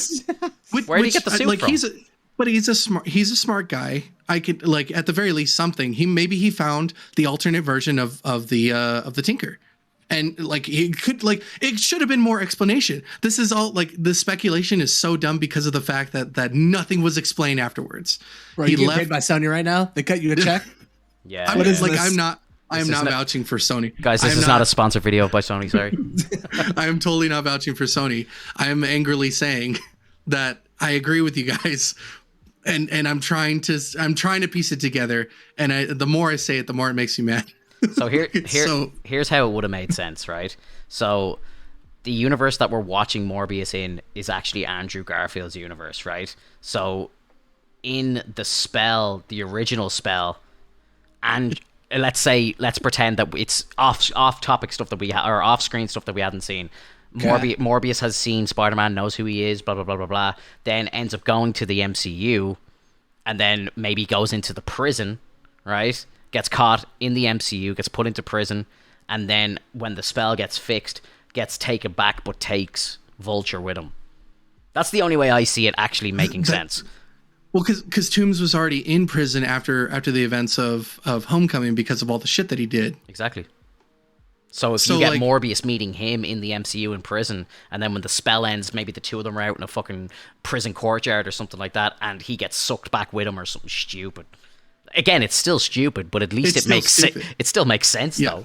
You know, because there is no logic to why Vulture would go to a different universe because of a Doctor Strange spell, which was to fix people's memories of Peter Parker, not send someone who's from the 616 to a different universe. It's ridiculous. It's that moment that you remember in the first Doctor Strange where he, like, you know, you hear Mordo or Wong, they're like, you mess with time, you mess with like, you know, the effects of all things regarding time, you know, space and whatnot. And so, like, it in turn of like having everyone forget that Peter Parker is Spider-Man, it's almost like a turning back time situation. I'm not trying to justify this in any way. I'm just trying to make sense of what the hell they were trying to do. I don't think time has anything to do with it, though. Like, I think you can make sense to this. I think it's a fucking square shape trying to get into a beautiful round hole, and Sony's the dumbass square, bro. Well, Sony shaved a little bit of that circle and managed to get the square. No. Yeah, they got the Hulk to smash it. They got the Hulk to smash it through. They cheated. Yeah. Oh, dude, it's just such a fucking absolute mess. It's an absolute mess. And what happened to the mentor character? Did they show anything that happened to him? Who? Thank you. Remember, Morbius had a fucking mentor in the beginning of this movie. I love him. I love the actor. The actor who plays him. I love. He's gone. Yeah. And what happened to him? He died. When did he die? He died because he got slashed. Oh, the mentor? Did Matt Smith's character kill him? Yeah. I think he did. What? Yes. I think he slashed him. Yeah, I think he did. You probably fell asleep right there. I think he did kill him. All right. Okay. The only thing, and Katie and I both agree on this. Why didn't he call the ambulance first and then call Morbius? He had all this time. He waited until Morbius showed up, and he's like, "Now I can die." Dude, yeah. The movie's fucking hot trash. It's awful. Mm-hmm. Really is. Morbius is like the prime example about why we should not be remote workers, because then people can sit at their home and come up with terrible movies, and like no one's in a writer room to check them. Yeah. Yeah. Fact.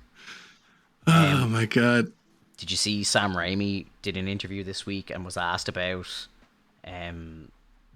potential future with Toby? And he was like, I just tell me when and where. He's like, I would love to make Spider-Man 4. I'd love to get back with Kirsten Dunst. She's very interested in getting into the MCU.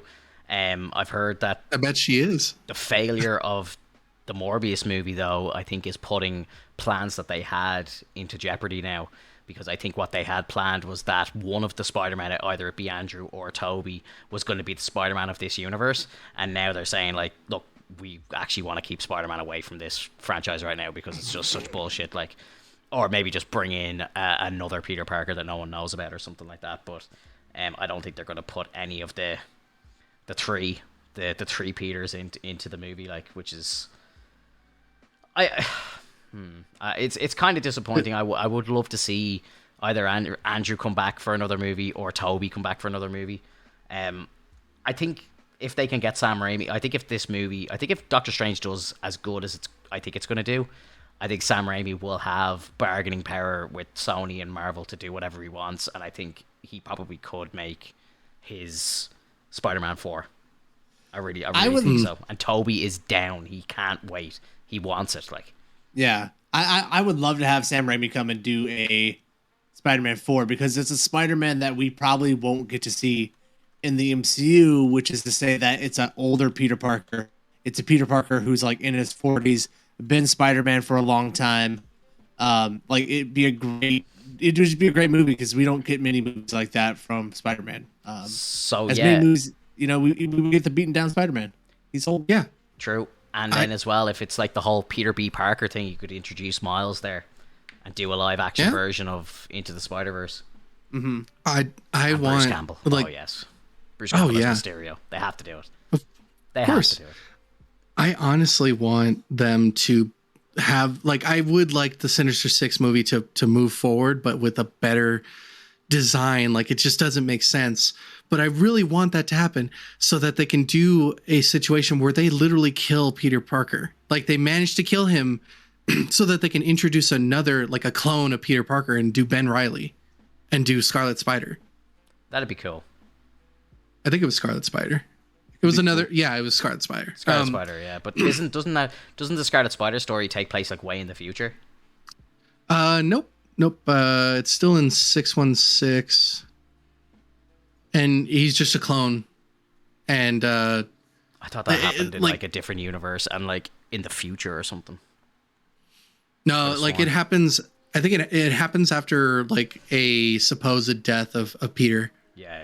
Like they thought he was gone. And so Ben came back as a clone and he was living Peter's life. And he's like, the hell? Like, and then eventually the two meet and he's like, what the hell?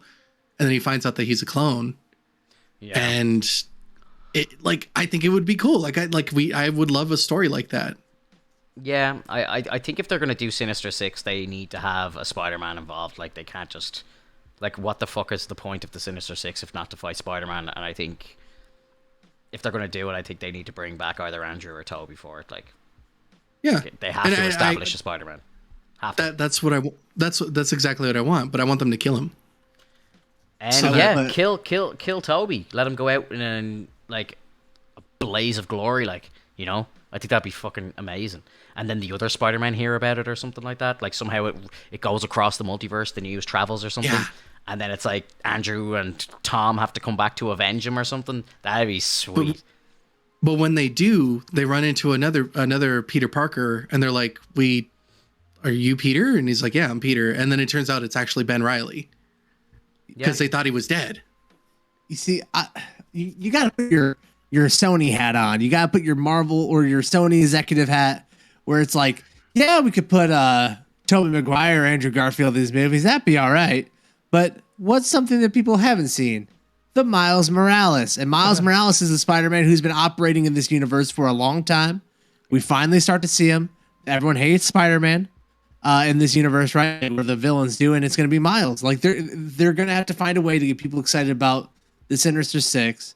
And I don't think Andrew Garfield showing up. I don't think Tobey Maguire showing up as the Spider-Man against this Sinister Six is going to do it. Because you're not going to spend too much time with them as characters. You're going to be with the Sinister Six. So I think they're going to have to give you a really exciting Spider-Man in that moment, and I think it would be Miles Morales. And then it's like the buzz for that movie goes through the fucking roof. Like we've already seen Andrew Garfield come back. We've already seen Tobey Maguire come back. Who haven't we seen yet? Miles Morales. I 100% think Sinister Six is going to be Miles. And we've seen him on animated film, and it was spectacular.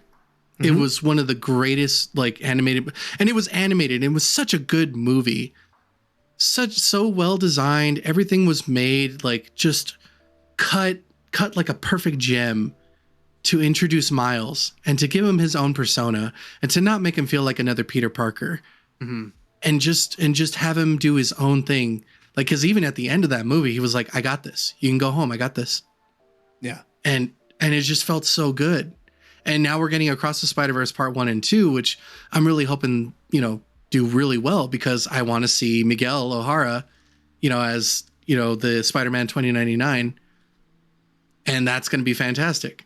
Mm-hmm. Do you know the directors who did Spider-Man, the animated ones with Miles? They got kicked off of Solo by Kathleen Kennedy. What? Of course, Yes! Yeah. They were probably doing too good of a job. But because they were men, it was so like, get dumb. out of here. She's so dumb, dude. Like, how do you kick off these directors and they go and make one of the best movies we've had in the last 20 years? And it's animated. Like, Yeah, get out of here. That's crazy, dude. It's crazy. Man. Crazy. But it's going to be more Irish heritage coming in, Finto, with Miguel O'Hara. He's half Irish. Oh, yeah? Nice. Yeah. Wow. Love it. They're coming in. Love it. We're taking over. The Irish are gotta taking stop over. this. Oscar Isaac is voicing Miguel Yes. in the new Spider-Verse, right? Yeah. Yep. He's all over the place. Fair play to him. Fantastic. He's having a actor. moment. He's doing bits. Delighted for him.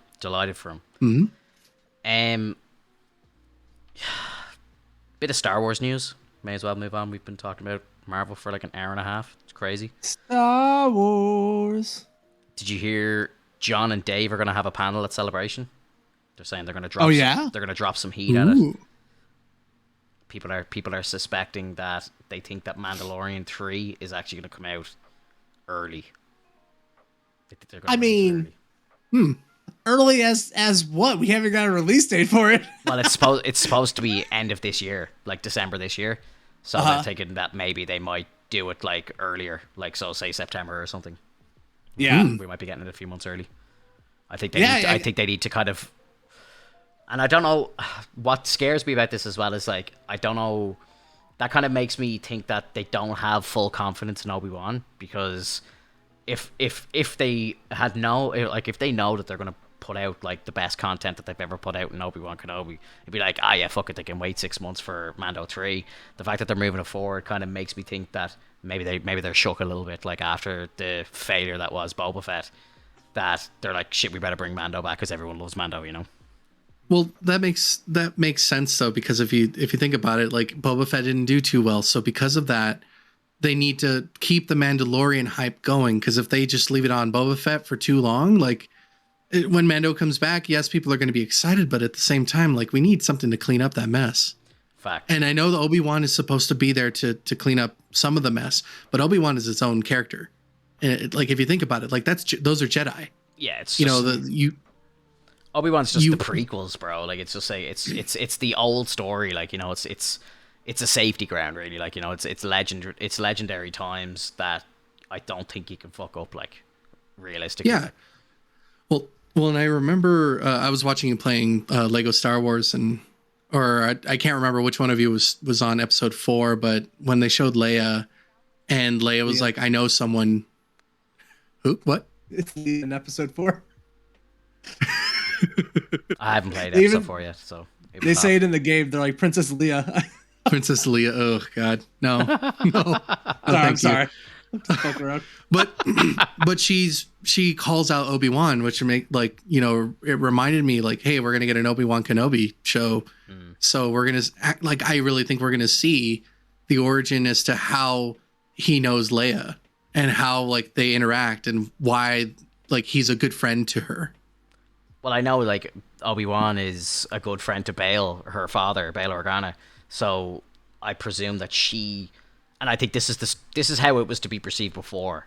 She heard legends of Obi-Wan Kenobi, the guy from the Clone Wars who helped their father beat the Empire or whatever. Like, and now I'm thinking like, does she actually know who he is? Because when she was like 10 years old, Obi-Wan actually saved her life. And I think that's where they're going to go with it. I think that's how they're going to slightly change what we perceive to be the history.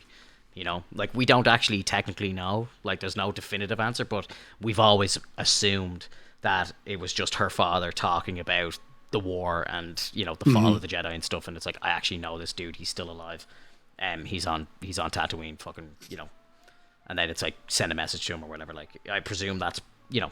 But I think maybe now we'll see flashbacks or whatever, or like the show that we're actually seeing will be perceived as flashbacks when you're watching that scene in episode 4, if you think about it. Yeah. I can see your point that maybe they think Kenobi wouldn't be a major success, but I almost feel like this is a good sign that they're ahead of the production schedule on everything else coming behind The Mandalorian. I think that they feel like Kenobi's going to be a big hit. Like it's going to get the Star Wars gears turning again. And they're making a choice to like, we want to get something out there sooner to keep that momentum going. And then, you know, like Ahsoka or Andor, whatever the shows they have coming up behind it are ahead of schedule and are actually going to be able to be released sooner. So they're like, okay, well, we can push out Mando quicker because of that. Do you think that with the expenses that they had with Boba Fett, that like they had some left over and they were like, okay, well, we can start a production on the next thing sooner because they have a little extra cash? Or do you think they actually like blew all the money that they had? I think that they felt like they saved a lot of money because they put 2 of their fucking Mandalorian episodes in Boba Fett. They don't need to do that in season 3. No, we saved a couple million there. Oh man. Jesus. Oh, bro. You know I'm right. I know. That's the thing. You know I'm right. No one's talking about Andor either, and like I think that's like soon, and it's going to be huge.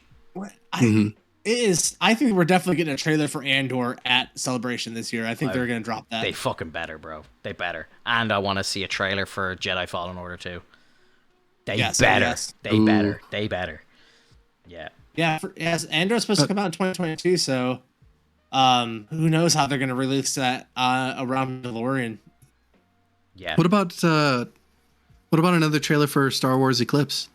I'd like to see what's going on with that. That game's not coming out till 2027, bro. 2030, bro. Yeah. 2030. I don't know why they released that trailer. I saw that trailer like that game was going to come out in like within the next 2 years. And it's like, no, we don't have anything developed for it. That's just a teaser we put together for you guys. Like, okay. Yeah. Probably the biggest fucking tease in history. Like, here's a look at this thing, and it looks incredible. It looks stunning. It looks beautiful. It's like, you know, you see Yoda and the Jedi Temple on Coruscant and stuff, and you're just like, oh my God. Like, this is like 100 years before Episode 1, and you're thinking, like, this is going to be amazing. And then it's like, oh yeah, but it's not coming out for like 5 years. Yeah, and I this isn't my take, but I heard someone who came up with the idea that the studio felt like they're gonna have the rights to that game pulled out from underneath them by Lucas or EA or whoever holds the license right now for the games. And so they went ahead and spent the money to make a teaser trailer like that to generate hype for it, so that they couldn't pull the rug on them. Yeah. That makes sense. It's like these guys have an idea, let them just do what they got to do. But like, are these companies not learning like from like CD Projekt Red, like, and like the fuck ups that they did with like taking like 8 years to make Cyberpunk, and you know what I mean? Like it's like doing like, and like Rockstar do this as well. Like, you know, like they've developed games for like 5 or 6 years. Like, and I know GTA 5 is like probably one of the best games ever released. Like, you know, it's probably the most successful game ever made. Like, but at the same time, it's like, you know, put out games quicker. Like, you know, they're just keep pumping out content for GTA 5, like, and this game now as well, like, it's just going to be ridiculous, like. Right, but their updates are like, it brings people back in. People tend to come back. I know. It's nuts. I know, but like, you know, hire another team and start working on. Now, I presume this is what they've done.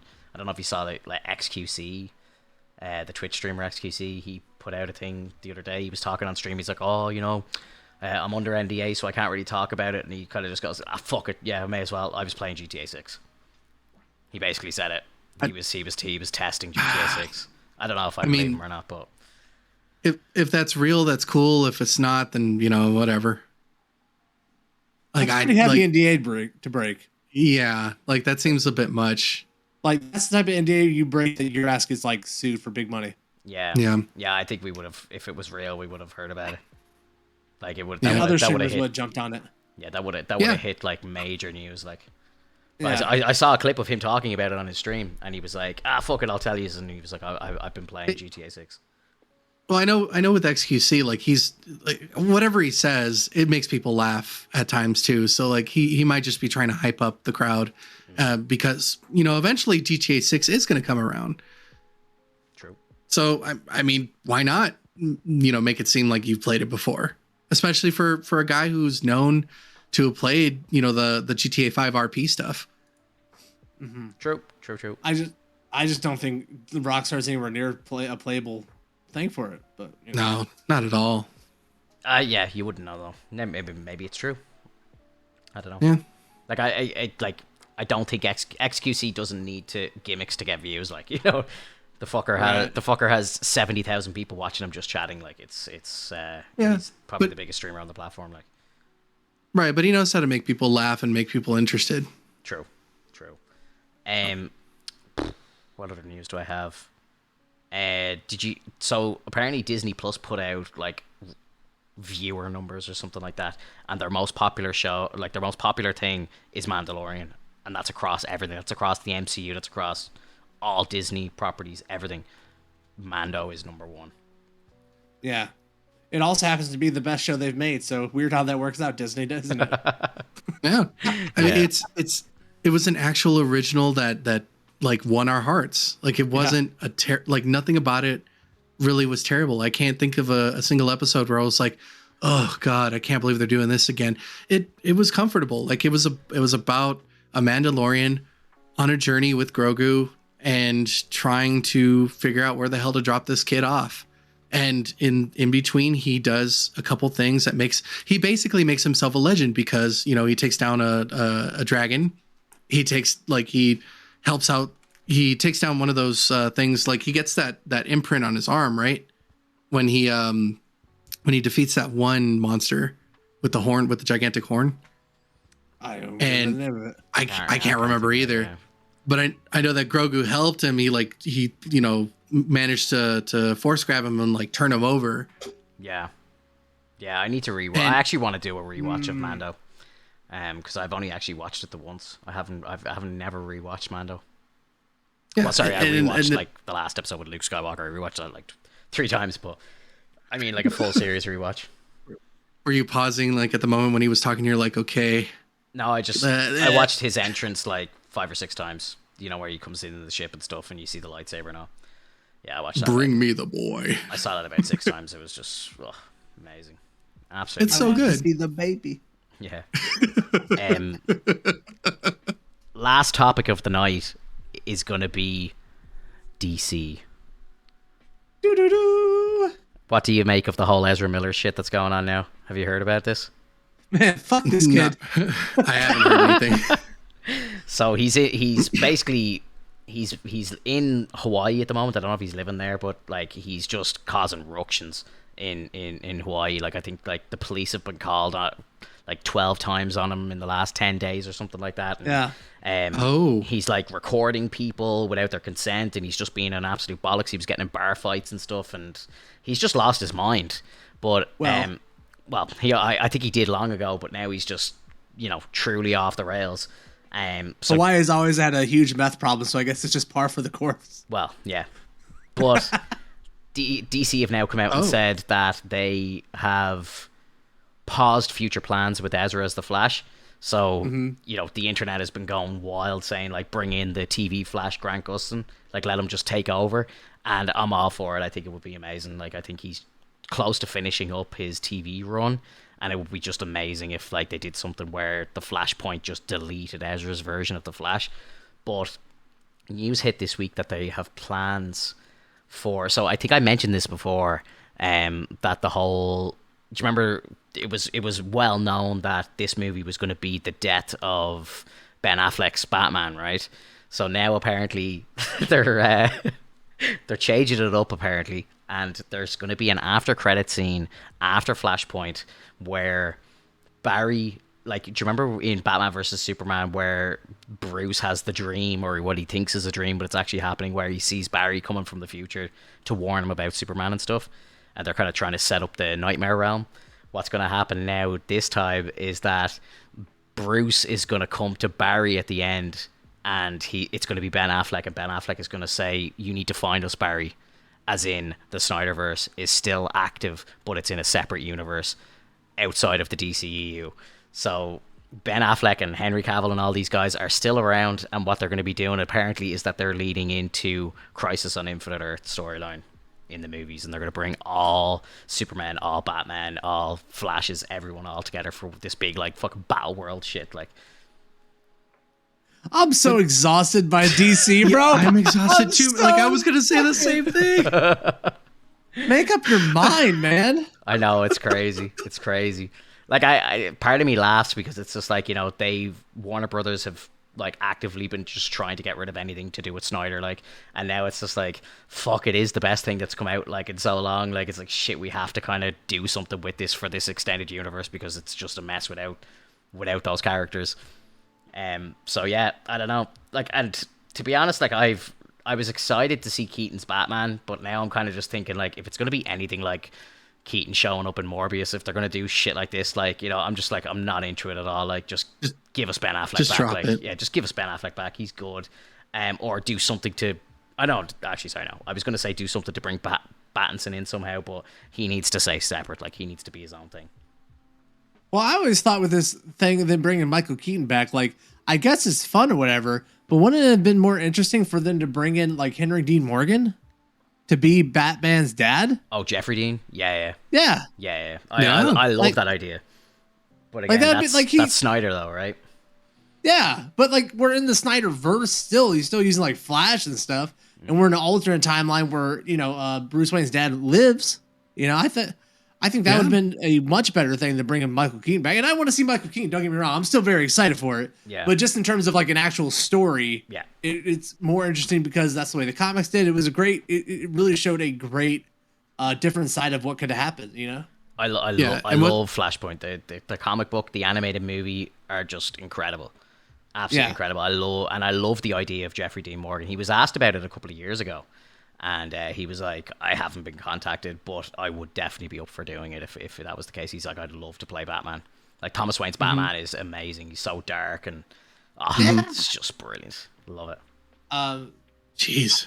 Look, if Ben Affleck's Batman survives, I don't even understand how. Because one, Ben Affleck doesn't even want to do it anymore, right? He's like, I put the character to bed, but I don't want to do it. You know, Matt Damon helped me like talk me out of getting upset about this stuff.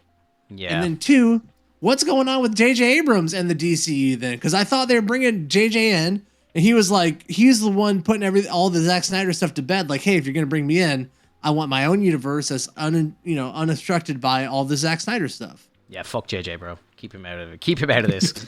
I mean, yeah, but he's they gave him that paycheck, baby. They gave him a ton of money.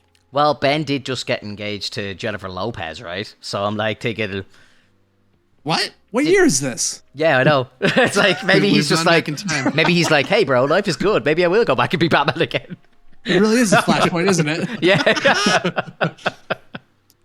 Oh my god, oh, man. Yeah, dude. I didn't know about this. Yeah, I think it just happened like this weekend, which is crazy. But maybe he's just at a really good place right now, and he's like, fuck it, I'll give Batman another go. Because aren't Discovery coming in to take over like Warner Brothers and stuff? And I wouldn't be surprised if like there's some big changes, and maybe like the DC EU gets like the kind of attention and time and effort and Zack back and all this stuff that they actually deserve. Yeah, like, the one thing about Discovery, it might not be a great channel anymore, but they definitely gave the viewers exactly what they wanted. Swamp people all day long. So they know that the people swamp people in Gold Rush, baby. They know that people want the Zack Snyderverse, right? And so if they're coming in, they give fans what they want. And so if that has anything to do with it, sure, probably. Yeah. Ugh. I'm just exhausted listening. Yeah. I can't.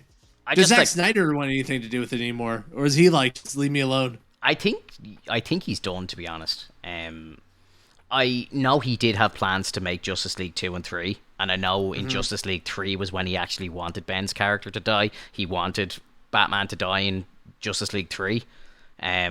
Like he had a whole plot like laid out and everything, but I just think that after everything that happened, I think he's just like, look, I'll finish off my trilogy and I'm done. Like, you know. Yeah.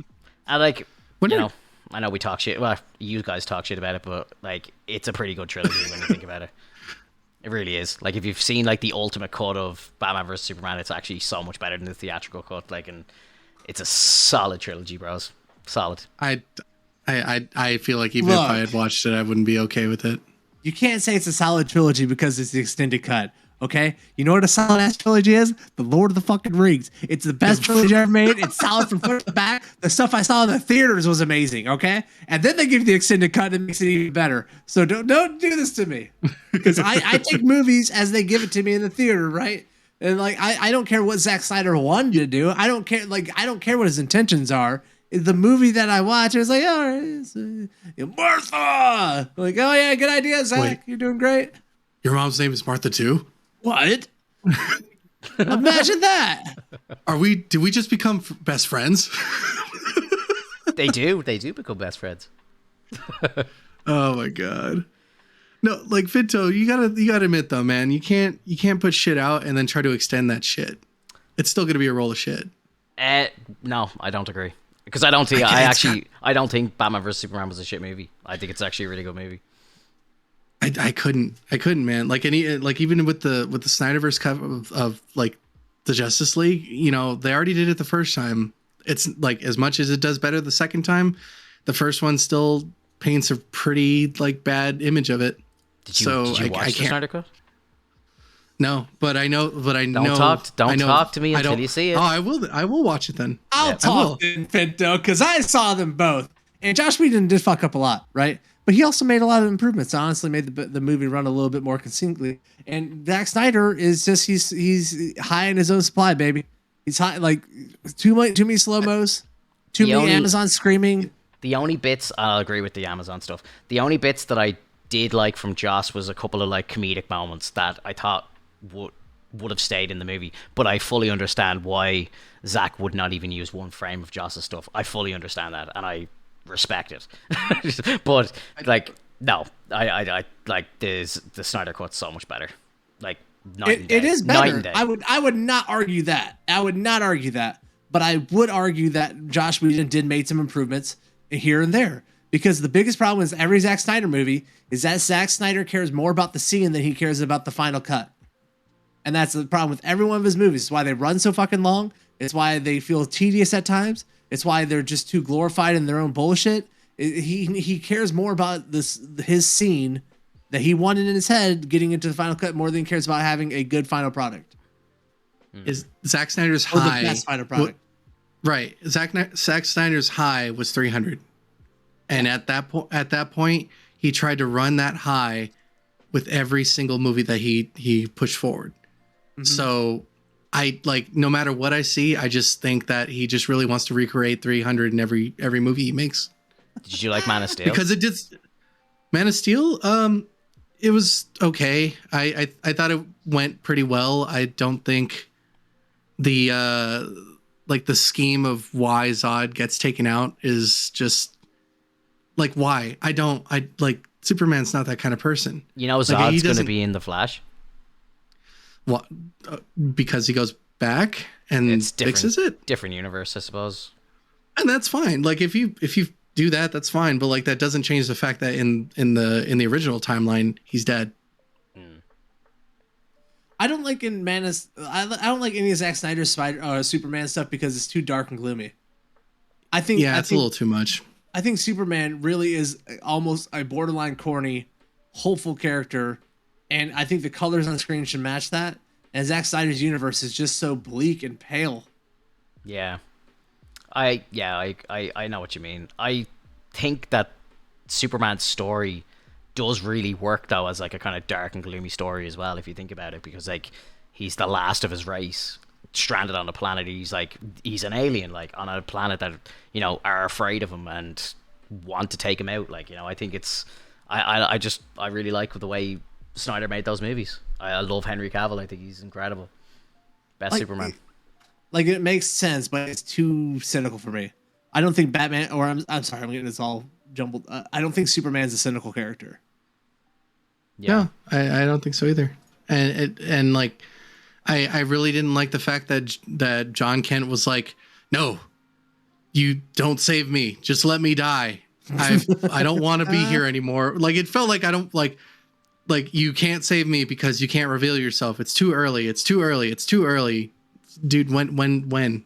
Well, I suppose that was Jonathan Kent's whole thing. Like, it was to protect fucking Clark's identity. Like, that's, you watch Smallville, it's the same thing. He's like, don't use your powers. Like, people can't find out what you are or who you are. Like, He could have walked out of that tornado. Yeah, he really could have. You're just standing there. I've been caught in a tornado before. Okay, you have moments where you can be like, hey, maybe I should run here. You got to move. Like, you can't just stand there and be like, oh, well, I'm done. Yeah, but they had to save the dog, bro. It's all about the dog. I'm just gonna say this: Brandon Ross, Superman, underrated. I love Brandon Ross, bro. I met him before. He's an absolute gentleman. Absolute gentleman. I love him, but I wasn't a big fan of that Superman movie. Mm-hmm. I do need to rewatch it though because I haven't seen it in years. But yeah, I don't know. I Cavill's definitely a better Superman than him.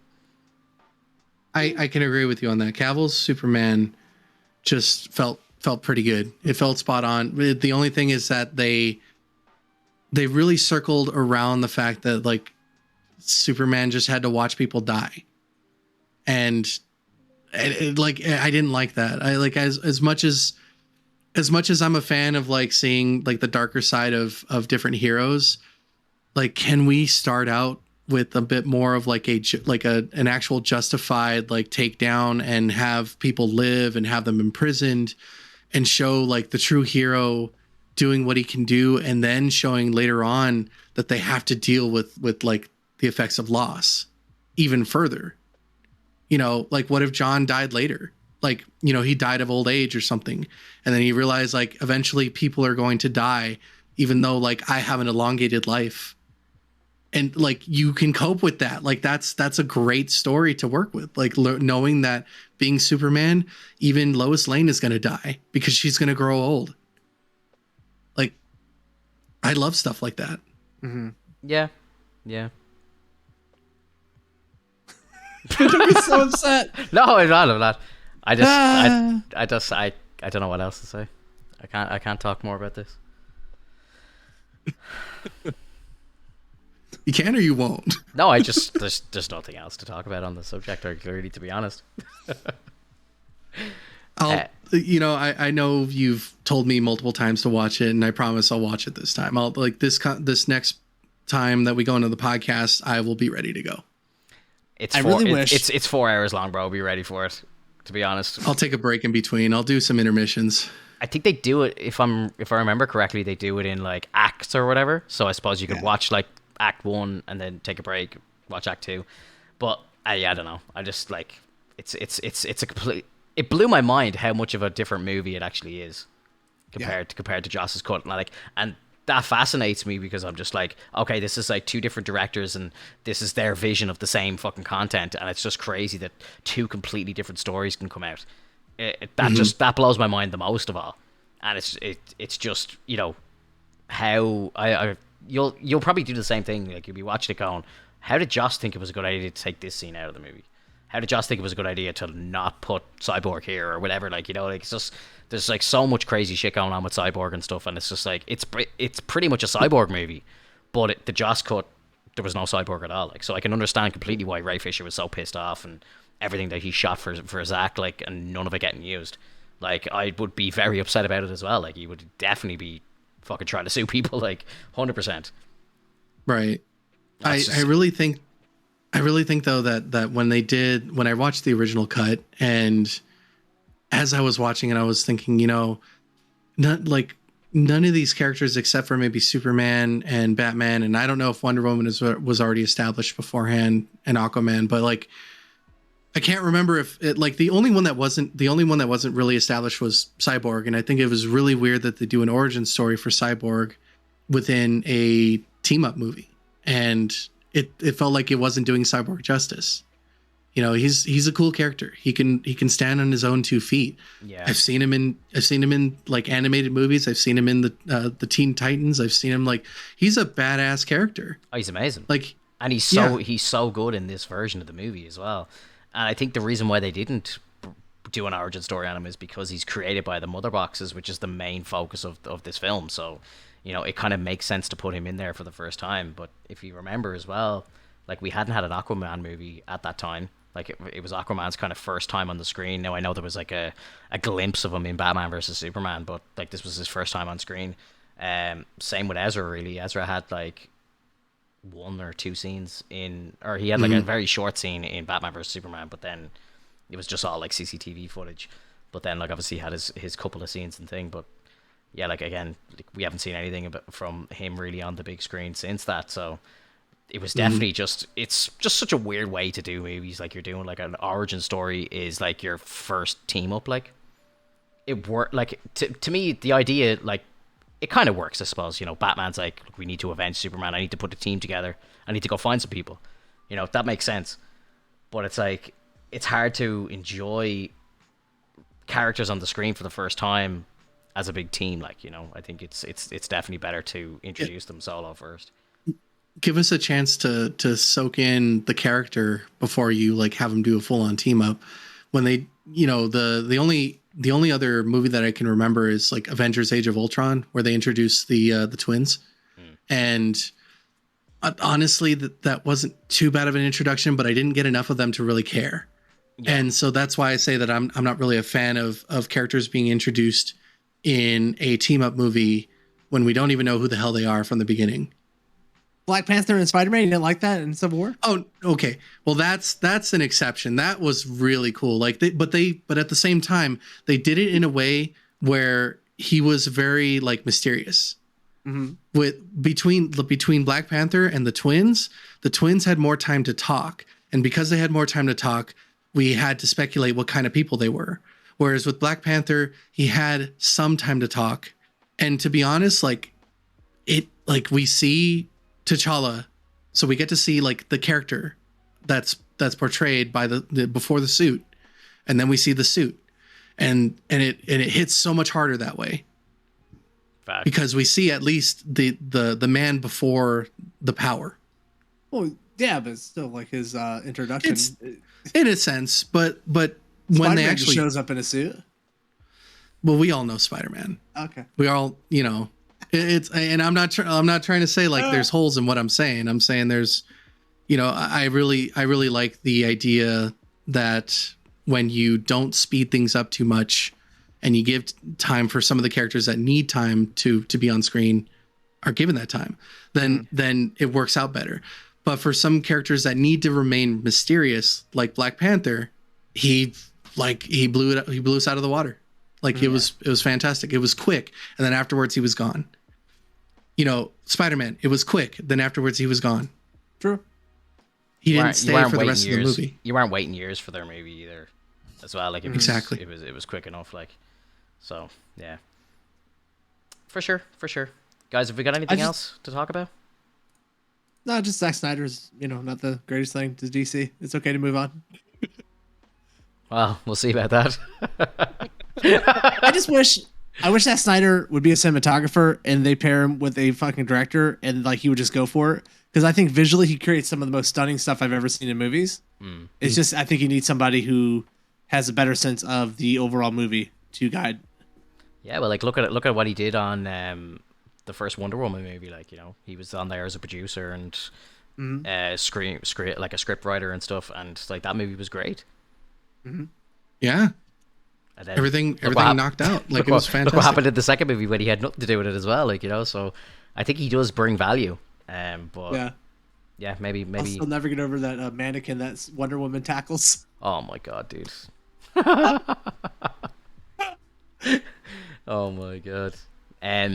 Guys, next week on the cast we have episode 3 of Moon Knight. Yeah, hype, can't wait. I don't think we have anything else. I'll try and catch up on Halo, maybe just to have a laugh about that. All right. just something for a little joke segment of the podcast. Yeah. And I would say if you want, we can continue to read the Moon Knight comic for the 2021 version. Yeah, for sure. I think I read I think I'm on issue 4 or 5, maybe. I can't remember. I've been kind of, because I have it on my phone, so it's really handy. So if I have a bit of downtime in work or something, I'm just trying to read through a few pages, So it's actually it's really nice to have it digitally, like so. Yeah, for sure. I'll definitely catch up on the rest of that. All right, guys, take it easy. Thank you so much for tonight. That was a very quick and easy 2 hours. So yeah. All right, bye bye. Later, everyone. Bye. Have a good one. Guys, thank you so much for hanging out. If you're listening to us on Spotify, make sure you hit the follow button. Turn on the noti bells. If you're on YouTube, like the video. Subscribe to the channel. And we'll catch you in the next one.